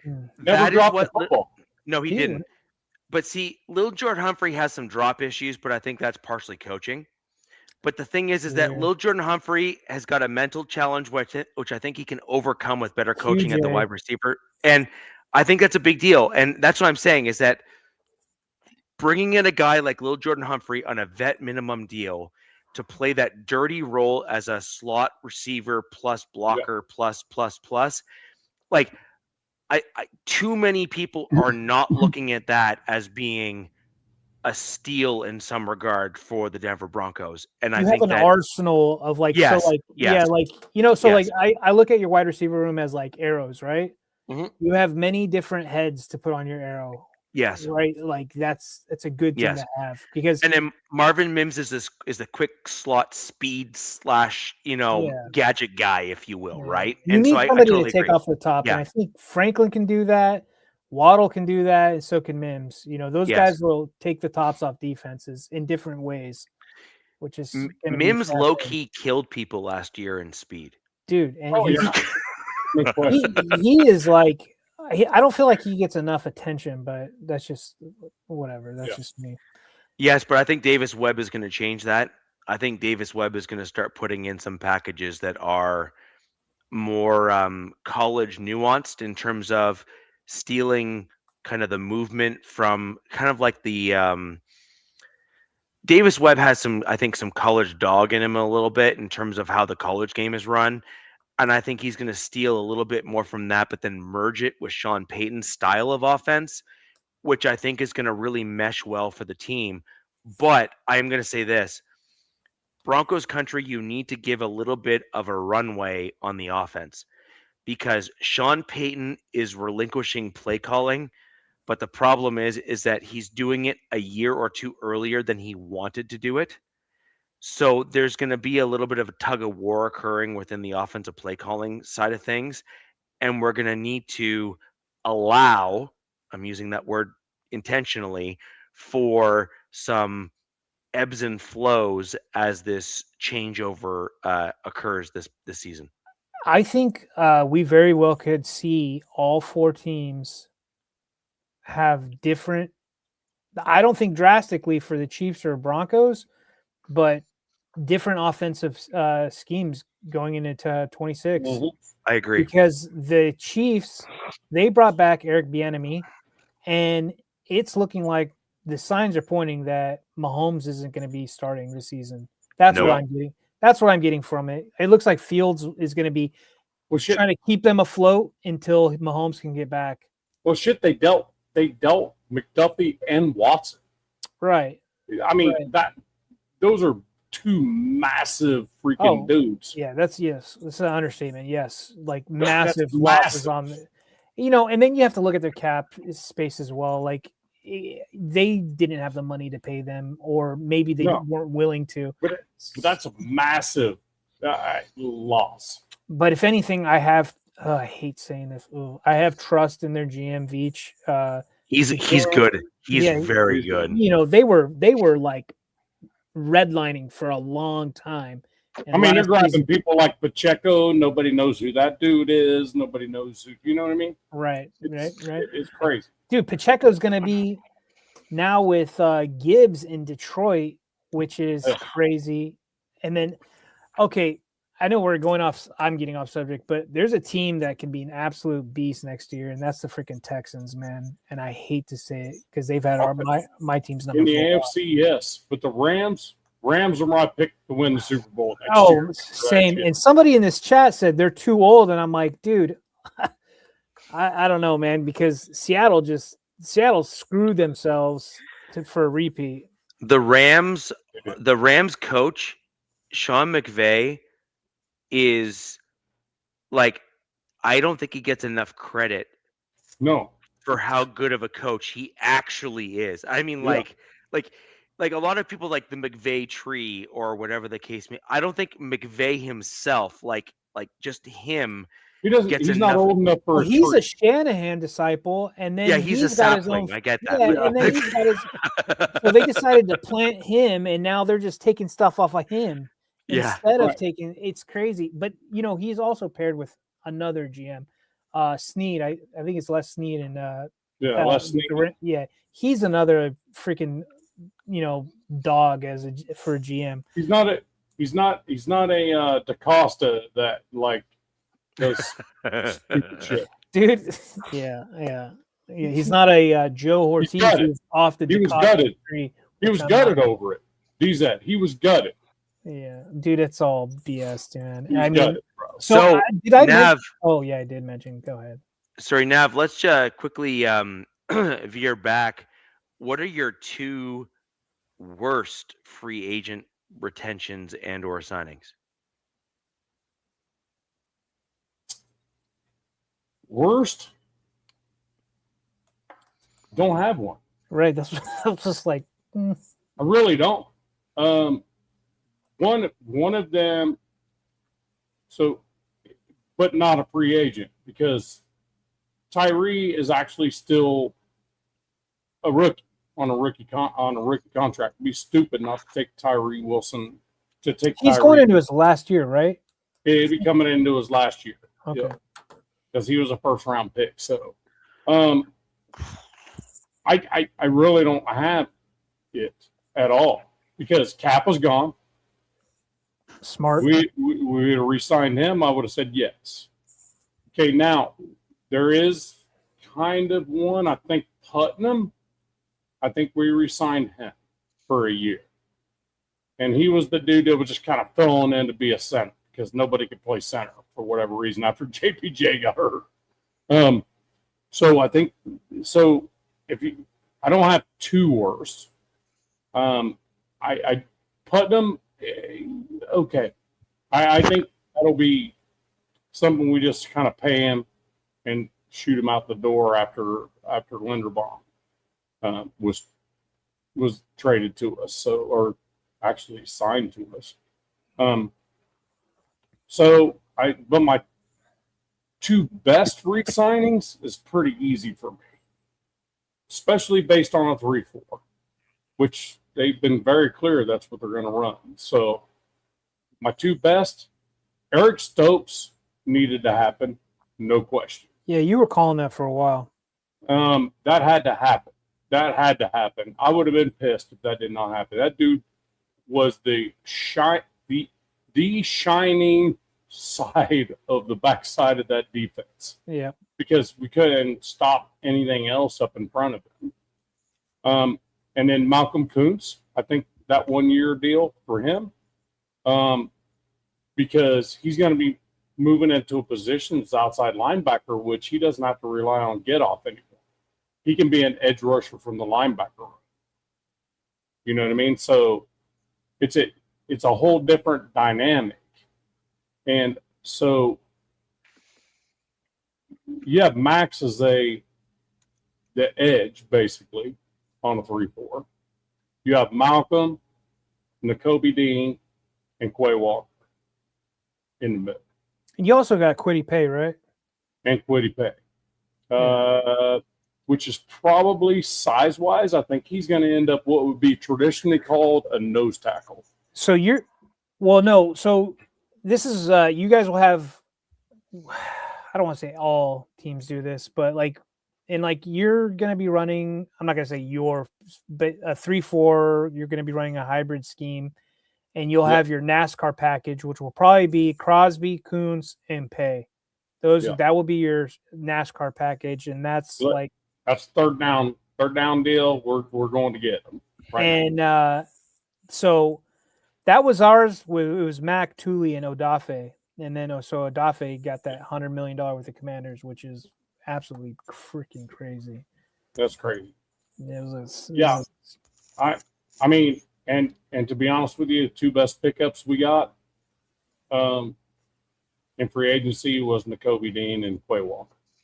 I mean, there's no question that's probably the best on the free agency. They're probably going to fill those in with some rookies, probably for the draft.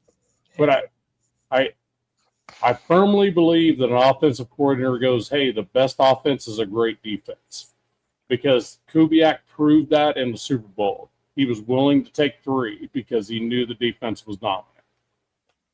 So I'm pretty sure he's in that same mindset.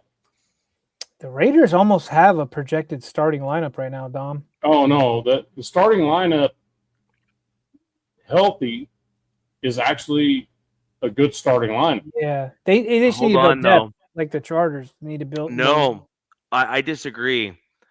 The Raiders have some I said guys. Good. I didn't say great. I said good. No.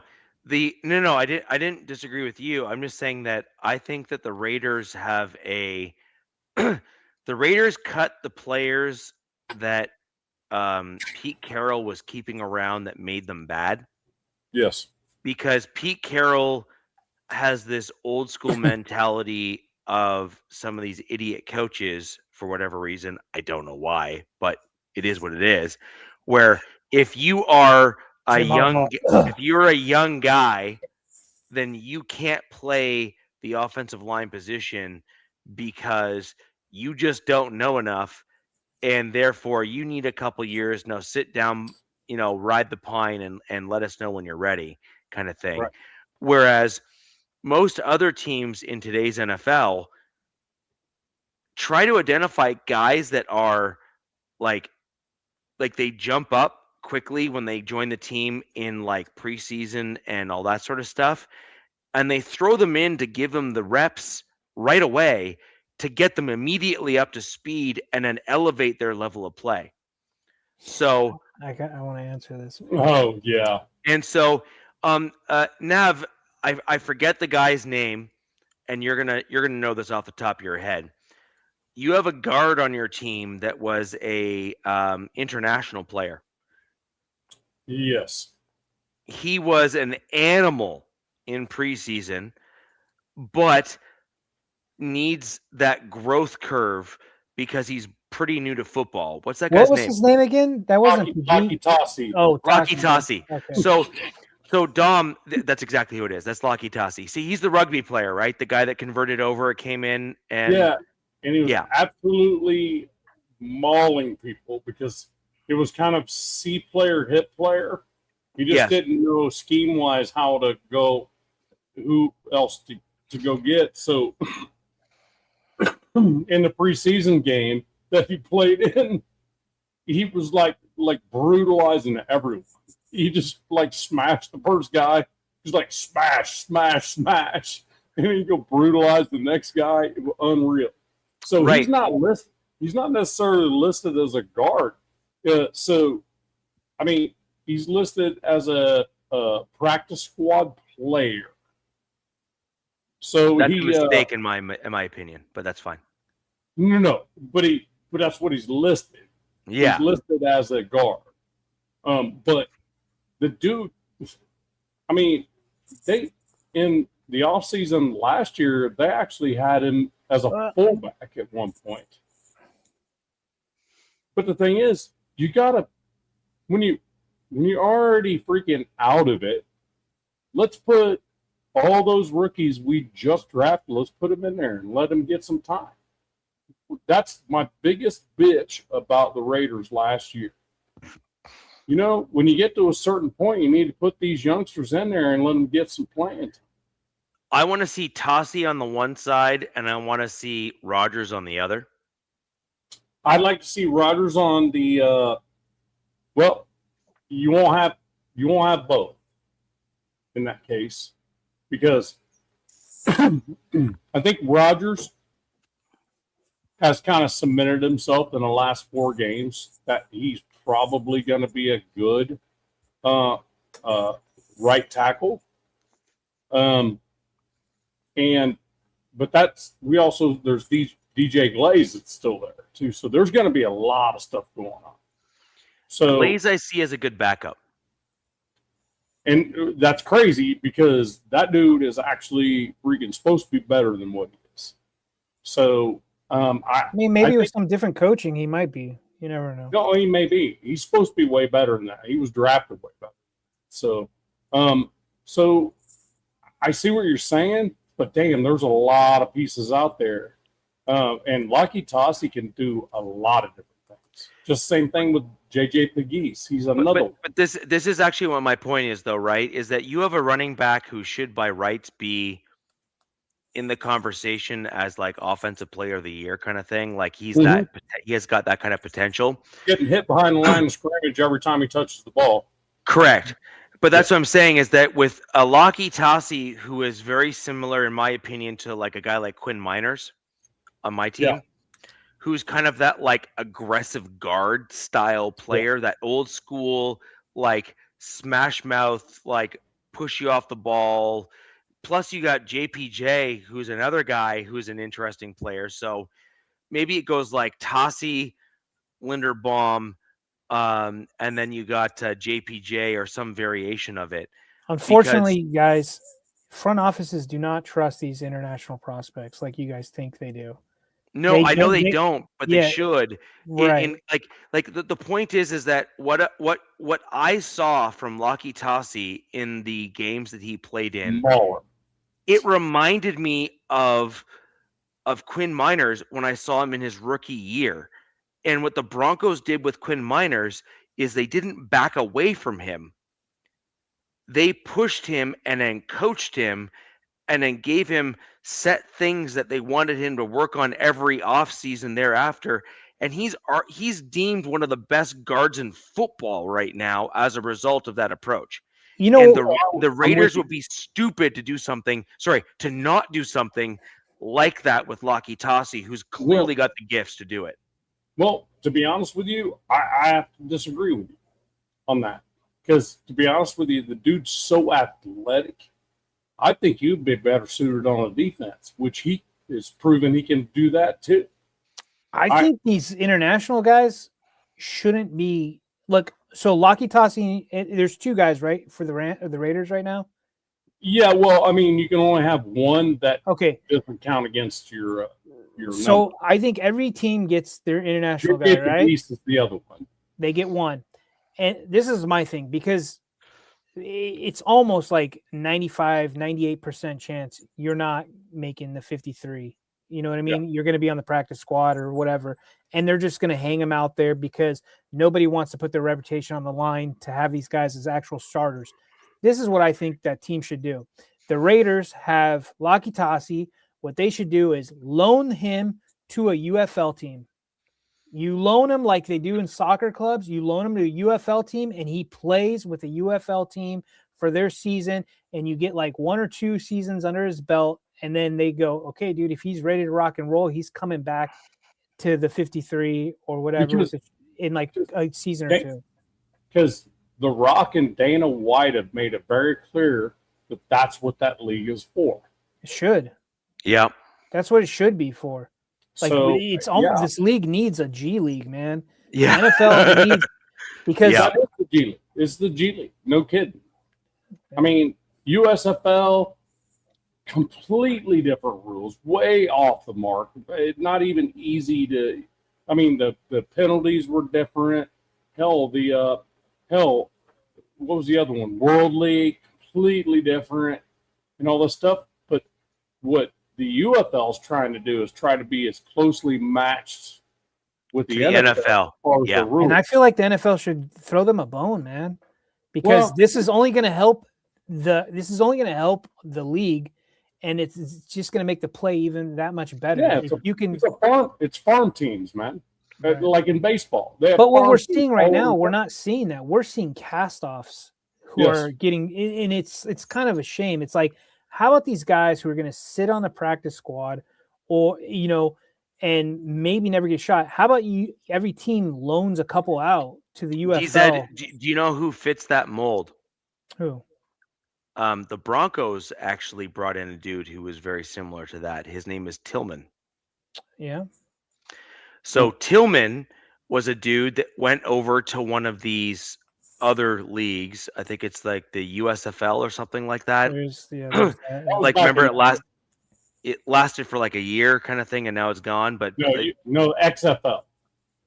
No, he was not XFL. He was USFL. USFL was around for a while, but that was back when we were kids, man. That was then I don't. What was the one league that lasted for like a year? There's been a bunch of these leagues, but either way, he came from the league that lasted that one season, right? It had the one season, and then they could never make a go of it. But Dondre Tillman was a dude that never got drafted. He was a star. Sorry, what was the was it the Alabama or Birmingham Stallions or something? Yeah, he played for them for 2 seasons. Their head coach is like the winningest freaking quarterback. What's his name? Isn't he a Gruden? Isn't he a Jay Gruden? Jay Gruden, I think. I'm not sure. But either way, the point is that Dondre Tillman. What the heck's his name? Came from that league. He played 2 seasons in there's like the Birmingham something or other. I can't remember what the team's name was. Birmingham Stallions. Killed it. Like literally was like one of their star players. And then the Broncos brought him in, and he has been an absolute It's the UFL right now. Yeah, UFL. Sorry, that's what it is. So he was a star for them. The Broncos brought him in, and he's not an upper tier player in the NFL, but he's definitely in the middle of the road in terms of pass rushers, and has had tremendous production. Now, the Broncos have also led the league in sacks, so he's got a lot of players around him that are doing really well. So let's let's put that aside. But he has been in that middle section of the Broncos roster in terms of production, which, by the way, league-wide puts you in a pretty solid tier, right? Sure. In terms of actual production on the defensive side of the ball. Absolutely. Yeah, AJ McCarron, that's their guy. That's their head coach. I think Richie, what you were alluding to was the XFL that only lasted a short. Yeah, that was like 1 season, 1.5 seasons, and that was the crazy rules, crazy. Yeah, there was There was also arena football that didn't last long. Yes. No, actually, arena football was around for a while, but it just wasn't big. But I think XFL went down, and then when The Rock bought the UFL thing. You know what I mean? I think The Rock actually is like the CEO of the whole thing. Okay, so what's going on right now? UFL. I think he absorbed that as well. Yeah, and then remember, we also had NFL Europe for a while too. That was kind of called the World League. Remember? Yeah. World League. So I still agree. I think look, every team should loan a player, and it would be cool. Like I want practice squad guys, like you're saying. I want the NFL to just own it and say, I agree with you 100%. I want the practice squad to have the ability to double dip. Yes. And allow themselves to go out to these other leagues when the NFL is not in play, and to go ahead and get that extra experience. Yeah. Because to your point, DZ, the only thing that's going to do is elevate the quality of play at the NFL. Everything. Like insane. Semi-pro. Yeah. I mean, Major League Baseball's been doing this since the inception of Major League Baseball. Yep. Soccer around the world, except for the United States. Yes, they draft out of college. Do not get me wrong. But they also send players, and a lot of times the draft picks they send to a semi-pro, AAA affiliate. Yes. That's attached to their team. Yes. And to get them some playing time, to get them introduced to the speed of Major League Baseball. Right. You know, so why would it be any different for the NFL? DZ, great take on that. But it would have to be less time. I was thinking like you'd loan them for multiple years, but we know that football you don't have a long lifespan, right? It'd be like a 1 year maybe and see how it goes. How about this? We can call you up whenever we need you. Or we can call you up whenever we need you. We can call you up, just like they do with pitchers in major leagues. The thing is those leagues go on different times, so it'd be hard. But I thought it would always be really cool. You got Birmingham Stallions, and one guy, he's got like on the back of his helmet, he's got that Raiders logo. Like he's a rep for the Raiders, and we're gonna watch his growth. Like that would just make more sense. And maybe you could put more guys because, you know, the league has talked about expanding the season right to 18, expanding the rosters, adding an extra bye week. Actually talking about adding 4 more teams. 4 more teams, and then you want to get rid of preseason. So if when you get rid of preseason, you're getting rid of development. So, sorry, DZ, do you know what position would benefit the most from that? From going to another league? Yeah. Well, for me, it's what I'm seeing right away is probably quarterback. Correct. It's the quarterback position, because right now the NFL has a major problem. Oh, huge! A major problem. You can just look at all the draft classes and what they've done. They're bouncing all over the place, and everybody thinks they suck. Which I don't think every one of these guys sucks. I just think they've been thrown into such shitty situations. Right. You know what I mean? And then you're getting drafted. You go to like a team, and then the head coach is on the hot seat, right? The GM is like been bent over. Gotta play him now. Yeah, gotta play this guy. Yeah. So, but then we do have like what Sam Darnold had happened, and then before Geno went to the Raiders and did all that BS, he was on the rise. He was having a Sam Darnold trajectory. Yes. Yep. Bingo. Yep. And now he's going to go back to the Jets and see if he can lift that trash franchise up and get them going. Hey, the crazy part is Tua and Penix in the same team, 2 lefties, both lefties. And then Kyle Murray going up to the Minnesota. Yeah, there's some weird stuff. This offseason's been crazy. Every northern city needs a little carny guy. And then I think Ed was in the chat. I think Ed in the chat earlier said that Flacco is actually in Vegas right now visiting with the Raiders. I don't doubt that at all. That would be a solid. Russell Wilson has also been linked to the Raiders as well. Oh no! I like Flacco a little more in that room, especially with he's almost similar like size to Mendoza. He's like they're almost. It's just like Mendoza 20 years later, essentially. So yeah. Look, I mean, the funny part is Kubiak has fired freaking Geno twice now. Mm-hmm. So let's be clear about that. Well, the thing is with Russell Wilson compared to Joe Flacco, Russell Wilson's actually a slightly better comp for Mendoza than Flacco is. I'm talking about like how they play and size. I think you're way off on that. Mendoza's a big dude. He's He's 6'5". 220. So is No. Flacco. He's a big guy, but he's got more mobility. The problem is that Mendoza, in some of his games that I've seen him in at least, he's a pocket first guy, but then when needed, leverages mobility. Yes. Joe Flacco was more Well, he less played in that mobile. pure. Yeah, he was a played pure in the. pocket. He was a pure pocket guy. That was Whereas, his point. so that's so you the point. need. Go That's ahead. the point I'm trying to make. If Mendoza needs anything, he needs a pocket passer to make him understand the difference in speed. I agree. I think that's as fair. far as a passer, because Mendoza's going to do Mendoza stuff like when he decides to run, it's going to be an organic thing. He's not going to have design runs. You know what I mean? Hardly ever, probably. You know, so I disagree with you on Wilson because I don't think that's the right type of dude.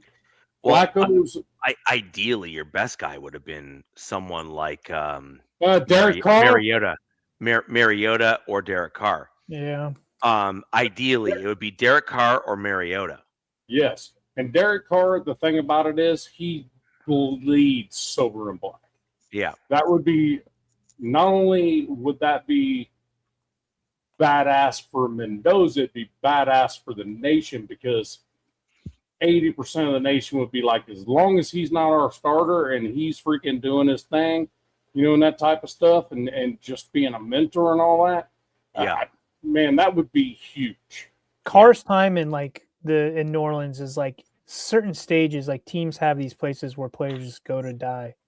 And that's been the Saints for a while. Carr did well with the Saints. It doesn't matter. It's what's in that organization. Yes, what's going on? Yes. They've been negative cap for like a decade now. Yes. The Saints are doing him dirty at this point because they own his rights. He already announced his retirement. They own his rights, and they just won't let it go. I'm sure the Raiders give up but the Saints did the same thing with Sean Payton. They did. Yep. They did the exact same thing with Sean Payton, and but Payton gave them a little bit of a black eye. Let's be honest. Well, that's true. Sure, he did punch him in the mouth though. On that one. But hey, Richie, I know we're getting close to time. Yeah, but if I can, may I add one thing? Go for it. A question for all three of us, and I'd like to start with you, Richie. NFL top 2 winners in the offseason so far, and the top 2 losers in the NFL so far. It's kind of hard, but I do have some that are winners. Commanders are one of the winners. They did spend a lot. Yeah, I think the Commanders. By the way, friend of the show, Corey from On the Warpath. If you have not checked out that podcast, I highly recommend it. Corey has been a longtime friend of mine. He and I chat on the regular. He is a fantastic Commanders content creator. Go and check him out on his channel there. I think the Commanders definitely are one of the winners for sure of the offseason. Yeah, I could see. And there's a few others that kind of. I like what the Carolina Panthers have done. Yeah, I'm gonna probably say one of the losers of the offseason was the Seahawks.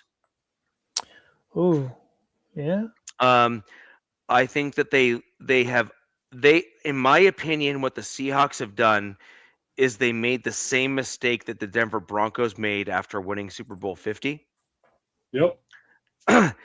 And I'm going to go on record and say that I think that they are going to slide pretty hard this season as a result of the moves that they have made.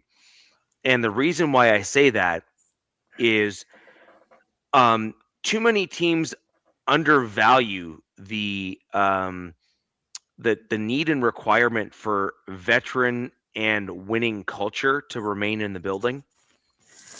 And having a guy like Walker who wins the Super Bowl MVP, and by the way, rightfully so. Oh, Okay, yeah. it's like 100%. I think it's one of those things where it is a really dumb move to just like, okay, go to another team. Now we got to face that guy twice a year. Great. I know, but the thing is that too many teams just take for granted the guys that churn through and make them winners, and they don't retain them for locker room presence to ensure that the rest of the room plays to a certain standard. Well, we also got that's a problem. We also got to think that what is Seattle doing offensively now that they lost Kubiak? Are they going to be running like? Is that a Kubiak disciple now, or is he switching it up? But yeah, right. I agree. Like I felt like they lost way too much, and it's just like. But we saw like with the Chiefs, they never seem to have lost that much when they were, this dynasty run that they were on. They seem to keep retaining guys and staying at that high level. And then last year, due to injuries and age and whatnot, they just fell off a cliff. Well, and you got to think about it. So the offensive coordinator was taken from the Seahawks, Kubiak, right? Yep. They got rid of Kenneth Walker, who was the Super Bowl MVP, right? And now you're kind of like, okay, and they've lost other guys too. I just don't have the top of my head. I know they retained Rick Dennison and a bunch of their coaches to the Raiders, but it's like, and their head coach is a defensive mind. He's not an offensive coordinator type. McDonald. Yeah. So that's a huge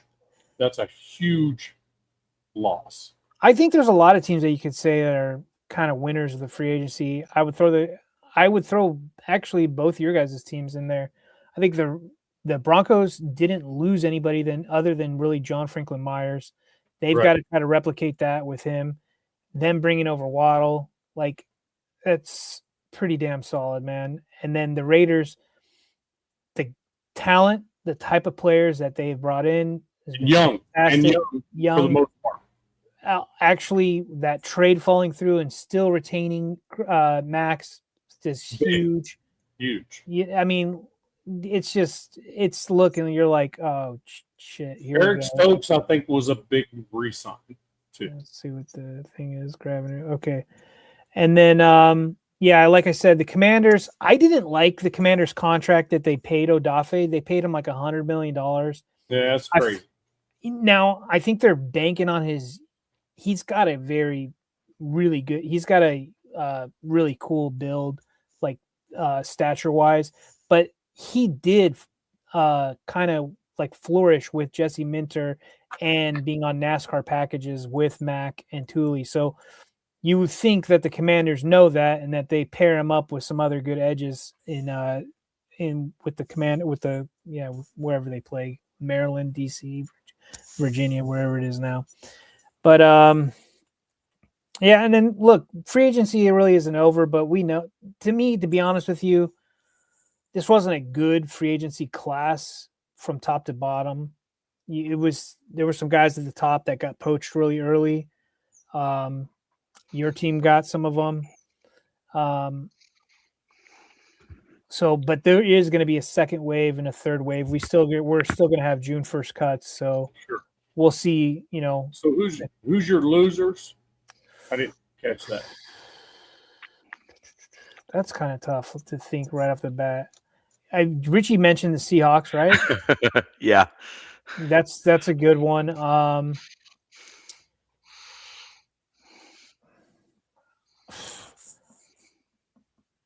I don't want to throw my team in there, but they're definitely not as well off as they should be, roster wise.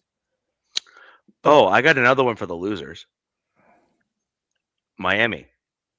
Oh yeah, but they're tearing that thing to the studs. They're intentionally losing, though. Yeah. Hey, that was not a stipulation. I know. Sure.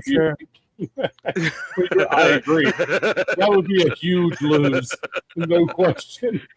I like that I don't know if the Steelers are winners per se, but I like the fact that they got Michael Pittman to pair with DK Metcalf up there. Who their quarterback's going to be, I have no clue. Right. If it's Aaron running it back Still for don't one know. year. Still don't know. Yeah.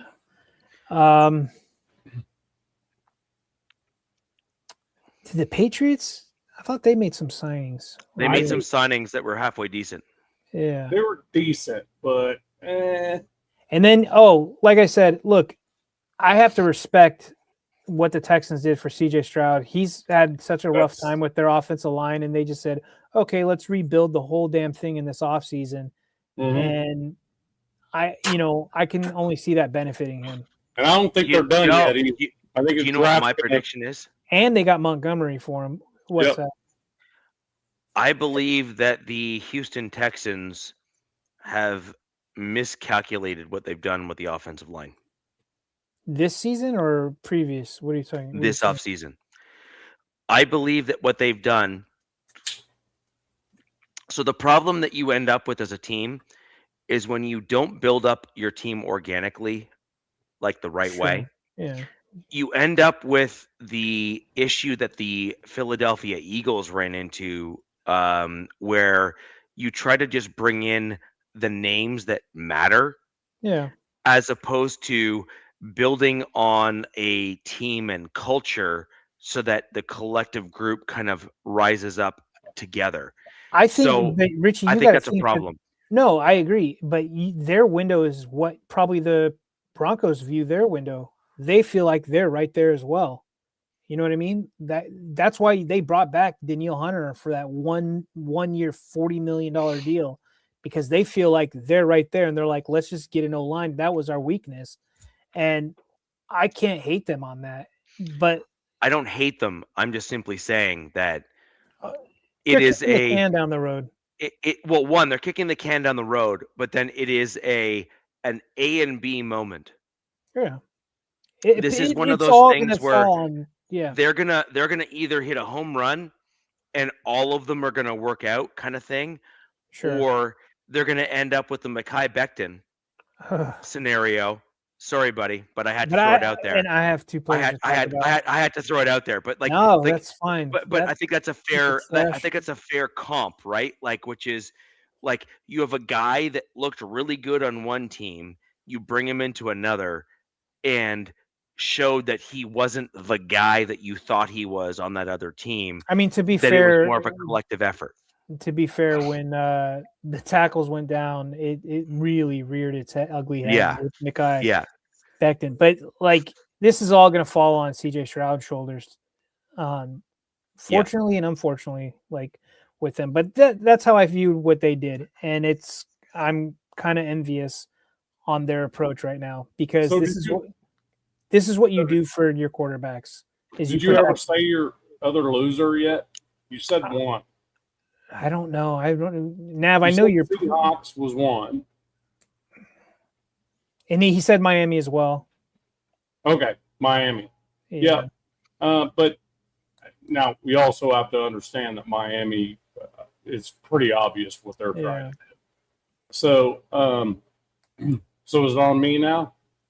Yeah, well, just throw yours two out, and then I gotta get over my players. Okay, so biggest wins in free agency, they got a lot with doing less, and they give a shit less about draft picks. That would be the Rams. Yeah. They solved them picks. They solved their entire problem on their defense. It's wild. Cost them a Super Bowl, bro. They solved their entire problem. So that brings me to the Chiefs as one of my losers. Because I'll tell you what'd you do other than that? Kenneth Walker, a running back. Come on. Running backs are not that level of expensive anymore. You know what I mean? I don't care if he's a Super Bowl MVP or not. He was a Super Bowl MVP because the defense he played against could not stop the run. Yeah. So that's fine. Good job. And they got rid of Pacheco. So it's like Look, dude. So here's the other.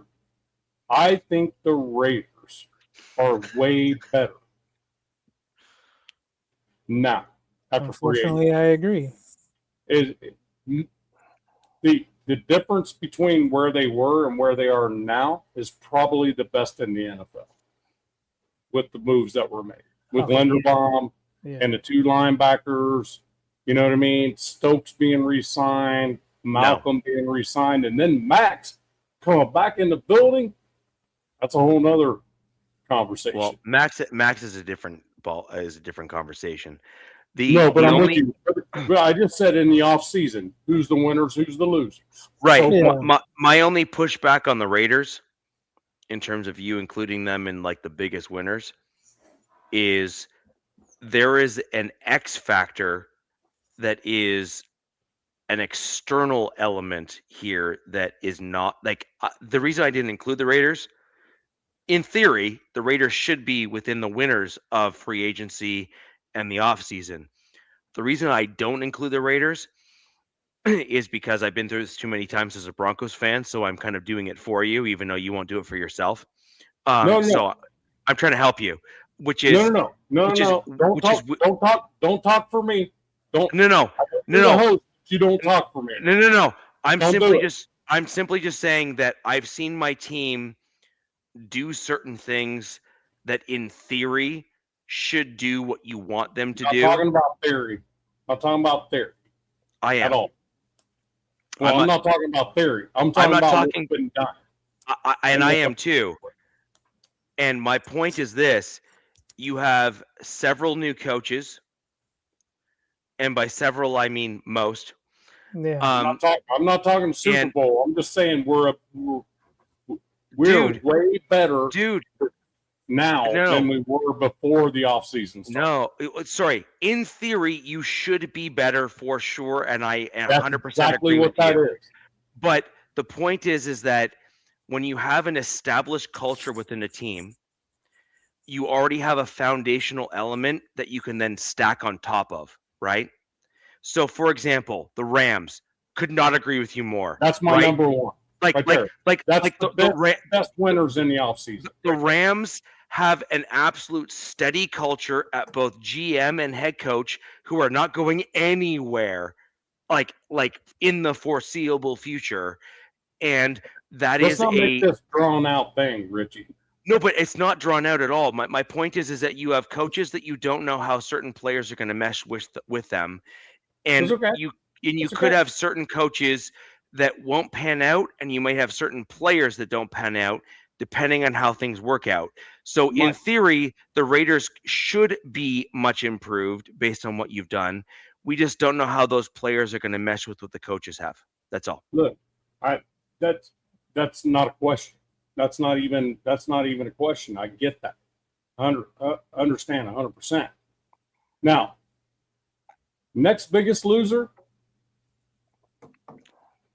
Did I say the Chiefs already? Yeah. Yes. That's my second loser. They really, it looks like Mahomes is not going to be the day one starter. They're a confusing team to read right now. So How do you just get rid of your entire back end?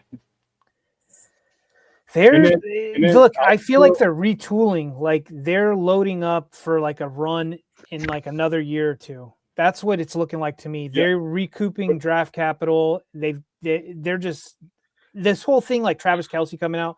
Yeah, man, I'm gonna run it back. I didn't like the way last season ended. I'm like, yeah, whatever. Yeah. You're not gonna be around when I don't think he's gonna be around when they turn this thing back around and try to contend again. And oh, by the way, their offensive line's not that good at all. Just not that good. Money Hoops, who are you, buddy? Mon the Hoops, 3-14. Are you talking about the Raiders? Yeah, I don't think. Yeah, I agree. Yeah, I could not agree more. I don't think so either. So I think somebody else lost, even though I said the Chiefs twice, because to be honest with you, giving up your back end like that, that's you don't just get a freaking McDuffie out of the draft and expect it to happen. You know what I mean? You just don't. No. You know, McDuffie was a freaking badass out there. You normally bring in a McDuffie to then get rid of the other guy you have on the team, so you end up with that churn that we were talking about earlier in the show, right? Yeah, 100%. So, I mean, Kenneth Walker, you bring him in as a running back, cool. I get it. But anybody know their draft capital off the top of their head? Like, I'm wondering what their picks are. Probably about 50, 44 or 50 mil, I think, something like that now. No, I meant pick-wise. I'm sorry, I should have said picks. Oh, pick-wise? They got to be 15, 16, something like that, because they had a shitty record. I mean, reality-wise. They are pick number 9. Oh, no shit. In the first round. They are then pick number 29 in the first round. Mm-hmm. So, to your point, Nav, they lost the free agent battle, but I think Veach is basically trying to pop some collars and basically going to say, now watch what I do in the draft. So right. I think that's the thing. They have 2 first-rounders, a second round, a third round, a fourth round, 3 fifth-rounders, and a 6th. Correct. They're retooling. They're trying to contend in 27. Yeah. No, 27. Yeah. 27, something, yeah. Because everybody can't shut up about the 27 draft, so yeah. Yeah, well, good luck with that because they don't need a quarterback because that's what's heavy. It's quarterback heavy in 27. Right. So, my thing about it is this: Bieniemy coming back tells me that Andy Reid's ready to pack it up. Yes, that's okay. There is signs of that with Bieniemy. I take Bieniemy coming back as they need to put some more discipline in the offensive side of the ball. They want to coach it up better, like more stricter, because they were letting it was getting a little bit too loose, especially this last season. That's where I'm getting with Bieniemy, but you could be onto something, Nav. Well, but the thing is, I would like the chat to tell me what position did Bieniemy play? Just the chat, not us. What position did Bieniemy play without Googling? What position did he play? And if you want to be cool about it, what team was he drafted by? Eric Bieniemy. Yeah, what team was that? Now you got me thinking. I know. Well, we got Pedro got it. Pedro in the house, running back. Now, DZ, I have some questions for you. I don't remember the San Diego Chargers drafting him. I knew he was on the San Diego Chargers. Was he out of Colorado? Yes, he was. Okay. And the reason why I remember that is because when he was in the head coaching mix, he had the we'll call them issues that cropped up from his time in Colorado. Wait, so did the Chargers draft him? Where was he drafted to? And if you want to get even crazier than that, where was he? Second round draft pick, 39th overall. Yep. I remember him. I don't have a problem with Eric Bieniemy. My wife could tell you, if you watch my show, if any Raiders are still in here, if you watch my show, you'd know who my wife's team is. Should we just say that right now? Do believe it was the Panthers. That's where I was going to go. Yeah. But then he did play for the Chargers, right? Or did he coach? He was primarily with the Chargers. Yeah. Yes. Okay. Yep. He also was with the Bengals and the Eagles. Okay. Yeah, dude, he's an old school, hard-nosed coach, and he doesn't tolerate. Like, he's not for college these days. These kids are freaking soft, so he's just gonna piss off you know, these NIL transfers. So him coming back to the NFL, I mean, we'll see. He's got familiarity with the Chiefs. I think it's like this is a handoff. Yeah, it's I feel like opinion. sure. School's back in session essentially. I mean, and the first time he'd be the offensive coordinator for the Chiefs. Just saying. I see this as the Bruce Arians style. Yes. Good. Okay. I think that's where you're going with this, Nav, and I'm just gonna, call it for what I think it is, and I think that's exactly what this is. That's what I'm thinking. Yeah. So, the one thing we need to touch base on before we end the show is DZ. Let's talk about your worst free agent signings for your team. All right, we'll get through this quick because this is what threw the Chargers fan base in a freaking tizzy, rightfully effing so. Now, I know who you're going to say. This isn't. I don't think this is chronological order, but so they get rid of Mekhi Becton. That's your right guard, right? Rightfully so. Mekhi Becton was the giant piece of garbage all last season. Whether that's medical stuff, I guess he threw the coaches under the bus. There was a lot of stuff going on. Who he goes, he might go back to Philly and flourish there. I don't know. So the Chargers need guards, right? And we have a new O-line coach, Butch Berry, who worked with Mike McDaniel in Miami. Butch Berry was the offensive line coach there. They did a lot with less in Miami. I'll just say that. But that being said, we don't know how long we have Mike McDaniel in LA, right? It could be 1 year, 2 years. You bring all these scheme fits over. What happens when he leaves, right? Like, so you're stuck with these dudes. That's my problem. Well, they signed Cole Strange. Cole Strange was a first round pick with the Patriots back in I don't know what it was. Wasn't it 21, 22? Something like that. He was a first 22 first round pick with the Patriots, which is hilarious because McVay and Les Snead, who we were talking about, there's a famous clip where they were laughing about that. They were probably a little intoxicated, and they were like, we were looking at him in the 4th round. So that just shows you whoever was running the Patriots in 22 wasn't really, on the top of their game. That being said, he played really good his rookie year. Really good. But he's had back-to-back injuries, and he also had that patellar tendon injury as well. So he never played right guard. He played right guard last year for the Dolphins and ranked 59th out of 66 in pass and 64 out of 65 in run blocking grades. So they essentially brought back a worse right guard than Mekhi Becton almost.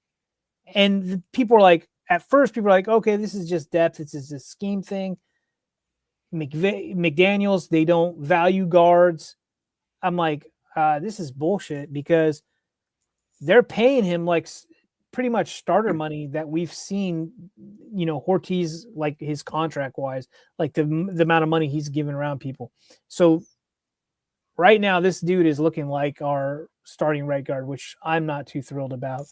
Now, what are they doing? Are they betting on that he's going to be 2 years removed from the patellar tendon injury and he's going to be a lot better? I don't know. But to me, this was a failed opportunity. They should have brought over a higher end guard. Like, there was plenty of them that left in free agency. That's where you break out the checkbook for. You're protecting your $200 and some odd $1 million quarterback who has been hit, like, I don't know how many times he was sacked, how many times he was hit last season. It's ridiculous. Like, I wouldn't be surprised if he says trade me, or he goes the Andrew Luck route, and just says I'm going to go to Oregon and just raise my pigs. Screw it. By the way, his girlfriend, Madison Beer, a pop star, he could just be like, screw this, dude. I'm going to go be with this beautiful woman, and I've made plenty of money, and just say, screw this all. So, and babies. Yeah, right. Dude, Right, he's been all over Instagram, like, we got to also think, like, these guys are young, right? And he's in goo goo gaga love, like, kind of stuff. And I'm like, oh, there goes our There we go. We're done. We're Piper toast. hasn't even turned 30 yet, has he? No, he's No. like 26, I think. 27. So my question of all of this was like, why would Jim Harbaugh need Mike McDaniels? Why? Well, I don't think this was a Jim deal. I think that this was a John Spanos. John being he's the son of Dean, so John's running the team right now.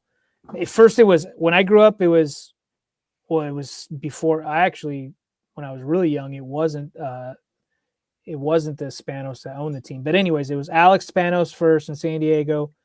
Dean took over, and now John. He's got two of his sons running the team now, but it's John primarily. Right, They told Jim, look, dude, Roman's got to go. His scheme's archaic. It's not working. We have a Ferrari in a freaking trailer park. We need to use this guy. They bring over Mike.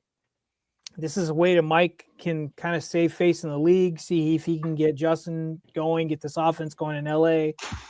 I think they took some coaxing and they're going to try to implement some schemes. I have zero clue how this is going to look, by the way. I don't think anybody has a clue. But that's chaos to me. Oh, 1,000% there's chaos. Because I was like, wait, if you bring anybody in there, you just lost Jesse Minter. You bring in a freaking established defensive coordinator. You don't bring in Mike McDaniel. Well, no. So there, and then the defensive coordinator, that's Chris O'Leary, who's only got 1 year of calling defenses under his belt, and albeit that was only in the freaking MAC, not even the Big Ten, not even the SEC. So you're like, okay, yeah, like that's exactly what I'm like. I'm like, why do you bring an offensive coordinator in?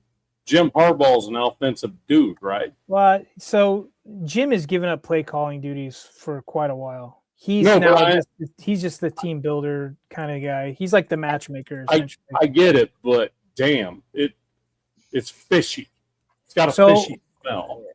It's like, hey, dude, like shit or get off the pot kind of thing right now. It's like we need to turn this around. We need to win some games when they matter, and we've fallen flat on our faces in the playoffs under Roman's scheme, albeit there was injuries, sure, but they want to see more from the offense. I think Mike, he's off the Shanahan tree. This guy is we'll see. Like, I don't want to say it's going to be the next greatest thing to sliced bread because we really don't know, but it should be really interesting because he does a lot of pre-snap motion stuff, wide zone, crazy stuff. When we saw what he did with what he had in Miami, and for a while it looked pretty damn good. But look, hey, the big thing from me to the Charger fans is this: if y'all can stay healthy, you're going to be a problem forever. There's the big if. You just threw that quote unquote IF. Right. But that's the thing. You're going to be a problem if you can stay healthy. Especially they would have been a problem if they would have brought in some better guards. Now, so this is what I'm getting at. I'm going to throw in another player, and we're going to hurry this up. They also decided to run it back, bringing in now, albeit a depth guy, Trey Pipkins, who they can't quit. They drafted this guy in 2019. He, played right tackle because let's just face it, all our guys got injured. And it was his fault why Joe Alt got his ankle obliterated for the second time. He olayed a dude, and the guy torpedoed and blew out his ankle. We've been trying to get rid of this guy, get away from him, bring in new, fresh offensive linemen, but they ran it back with him. He ranked the 84th out of 89th for tackles last season, and he played a lot. Yeah, so they brought back not one, but two really horrendous guys. Now, I get them bringing back Trevor Penning because they traded for him and they wanted to run it back. He's another former first-round guy. They like him as a sixth offensive lineman. He's not really – he's got the right mentality, but he's not polished, right? Let's just say. So what the Chargers have done with only 5 picks and what's left in free agency, you're pigeonholing yourself. You are pretty much saying we have to draft a guard. Offensive line. Yeah, offensive line. You have to get offensive line, and then you have to get an edge because with what they have, Bud Dupree shouldn't be on this team anymore. He should be, raising grandkids or something. He's not good. Khalil Mack, he's old. He still serves a purpose, but he doesn't have that pass rush. He's more of that, he's setting up that perimeter. That's his deal. And he opens it up for somebody else. Kyle Kennard, the guy they drafted last year, didn't even record a pressure. That's how bad he was. What they asked him to do, I don't know, add 20 pounds and run it back. We shall see. So they're pigeonholing themselves going in this draft, which you don't want to do as a team. You want to, we were talking about the Texans earlier, right? Like them filling up their offensive line, and Richie was like, not that big of a fan of. But what they can still do is draft some linemen. And then one of these guys, they can just be like, peace, see you later, dude. Because I'm sure there's some language in some of those contracts where they can say see you later if they have a rookie step up. Yeah. Now, one of the things you can do in the draft, the one thing that translates from NFL to the NFL from college is offensive line play. Yeah. So and now I'm hoping. I'm like, does Ione fall to them? Vega. You could call him Vega or Ione. Does he fall?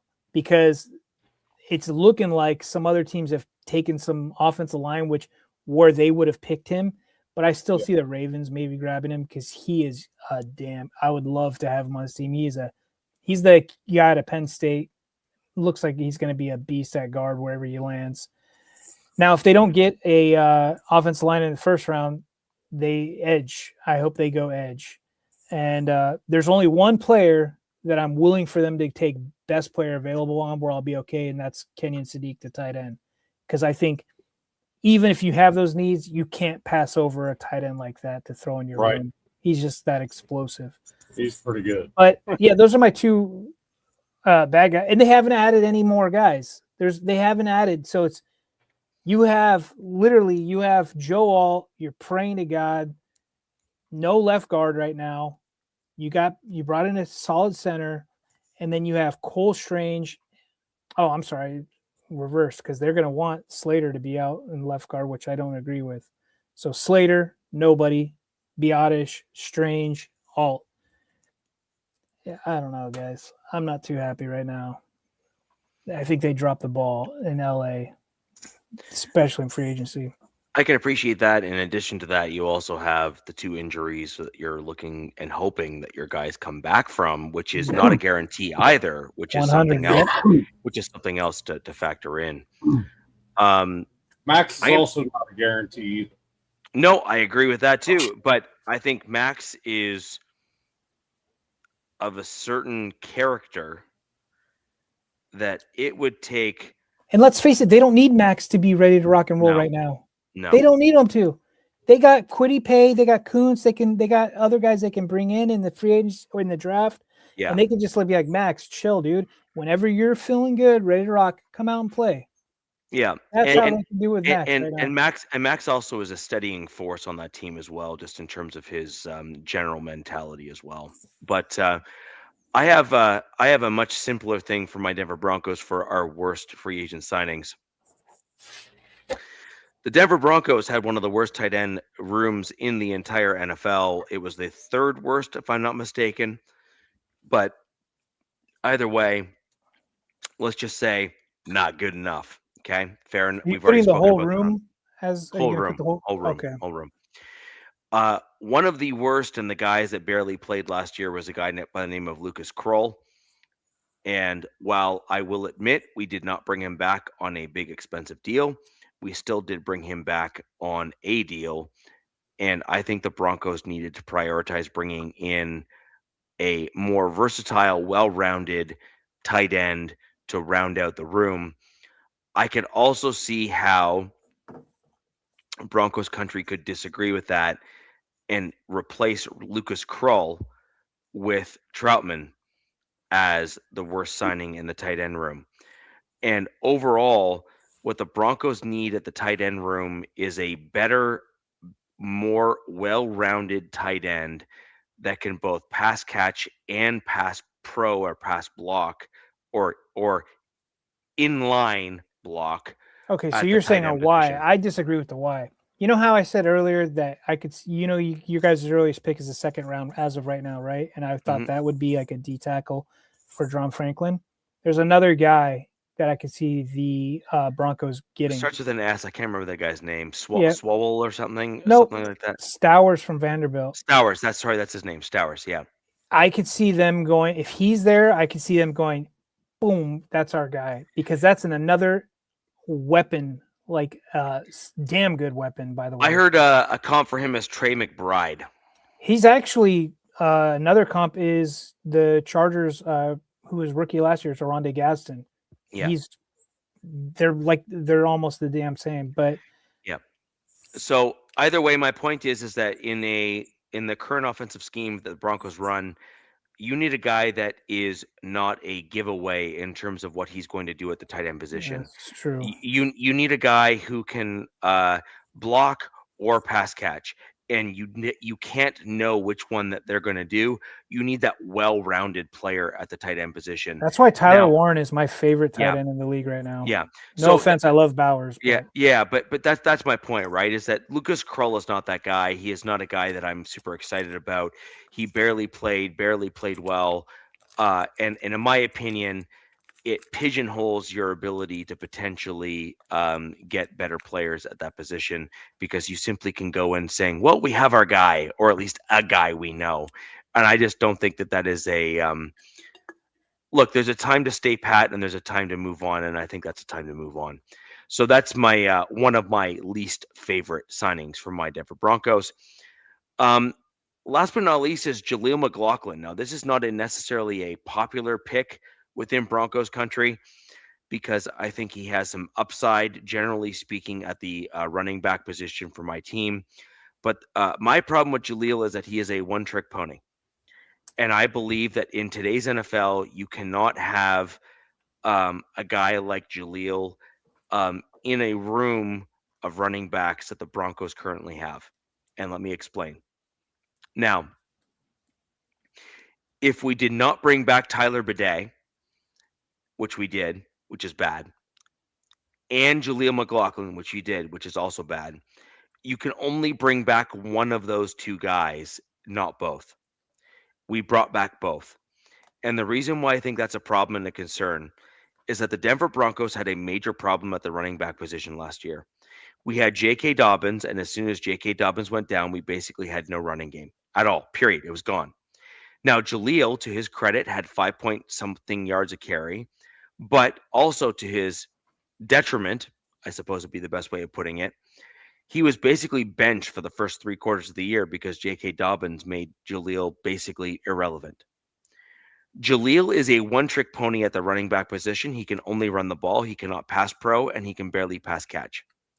So, in my opinion, I think the issue that the Denver Broncos had is we love the guy, which, by the way, Jaleel, from all intents and purposes, first guy in the room, last guy to leave the building.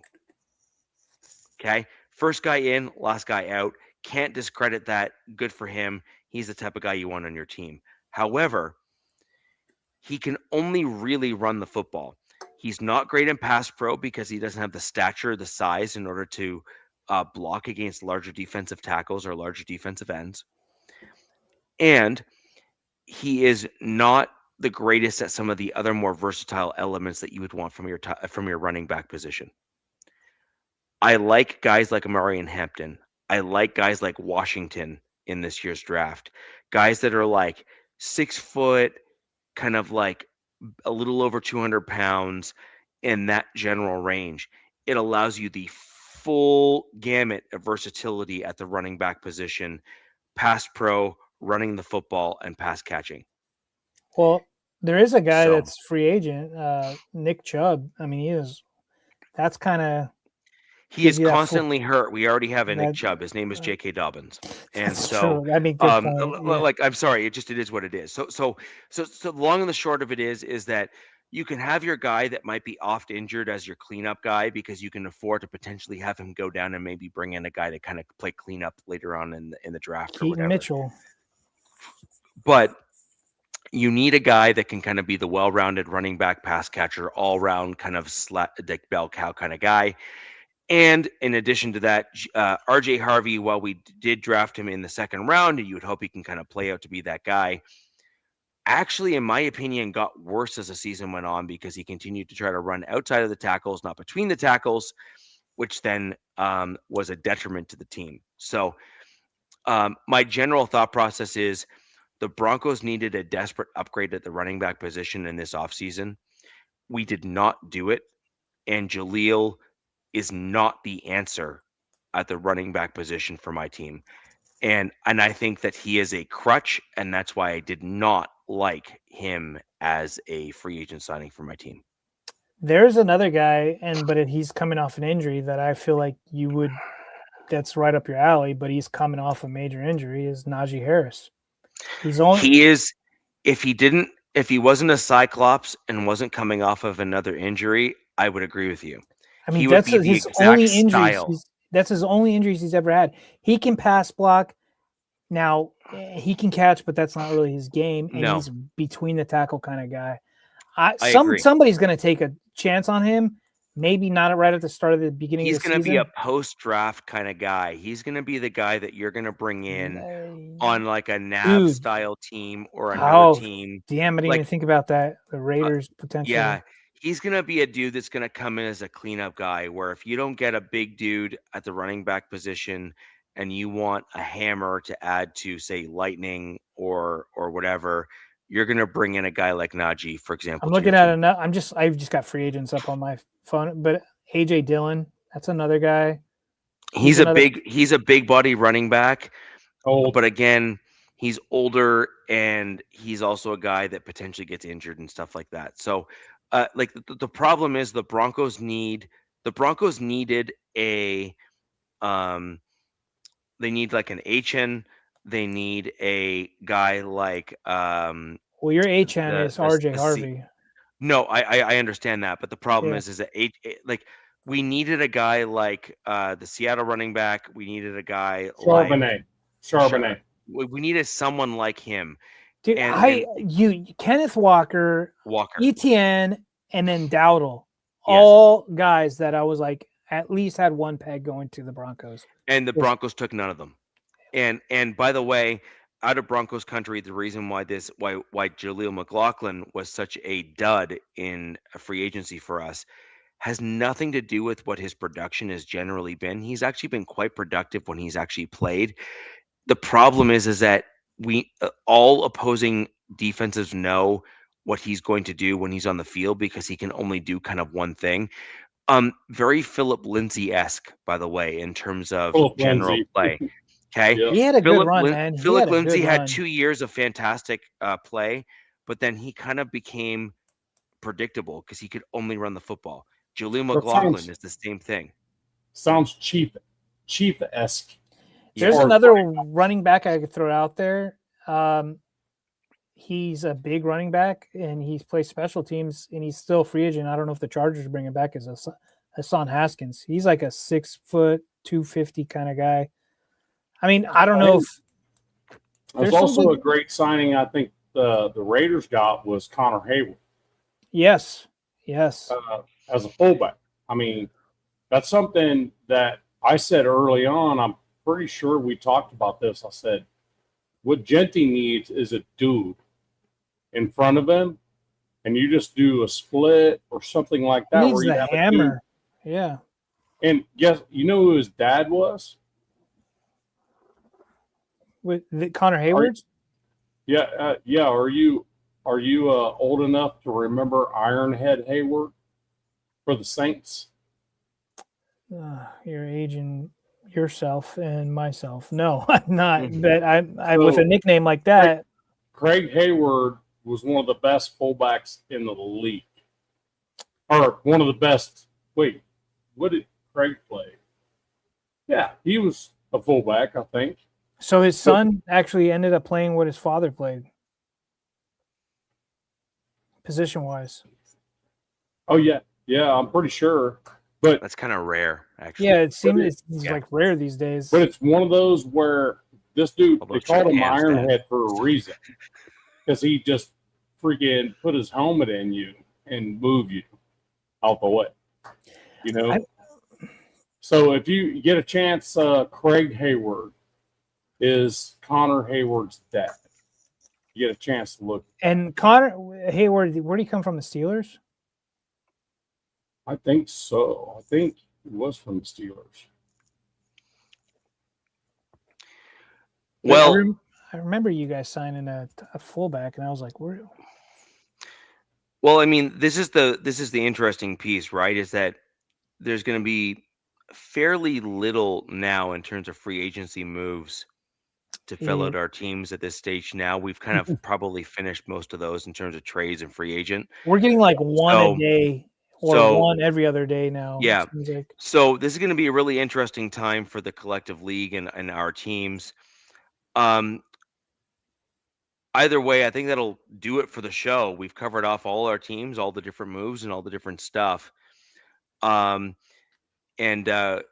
coming up is obviously the draft. And so we're going to start having the pro days and the additional kind of bolstering of some of these candidates, where we're going to start getting some interesting additional information above and beyond the combine.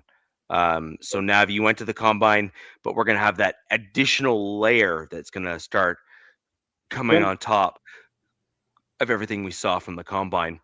And that'll really add some additional, we'll call it complexity to the NFL draft. So, ladies and gentlemen, for those of you who are joining us, click the like button, the thumbs up, to ensure that we reach a broader audience and allow other fans just like you to find the show. If you have additional questions or comments that you come across, leave them below in the chat, whether or not it's after the show or during. We love bringing up those comments, as he's kind of shown over the course of the show. And if you have suggestions for topics, you can find each of us on X, with the exception of Nav. But my X handle's down below. DZ, his channel or his X handle is down below as well. You pretty much get me anywhere on that 93 Nav. Yeah. If you do that, you pretty much get me anywhere. So fantastic. So we'll go from there, and we will love you and leave you at that point here. And until next week. One more thing, if I may. So I did accept a job. My start date is April 13th. So it's coming up. We're going to have to talk about maybe possibly Jack popping back in here for at least until I get my feet set at some point. But up until then, I'll be good to go. I'm sure if Jack can't do it, you've got other Raiders guys that would fill in as well. Yeah. Okay. Yeah. Sounds good. So, ladies and gentlemen, that will end it for the show tonight. Thank you very much for joining. And until next time, where the West Side is the best side. Peace. Fast lane when I pass in the street, bag of money in the passenger seat. Simcoe's been asking for me on the road from the west to the east.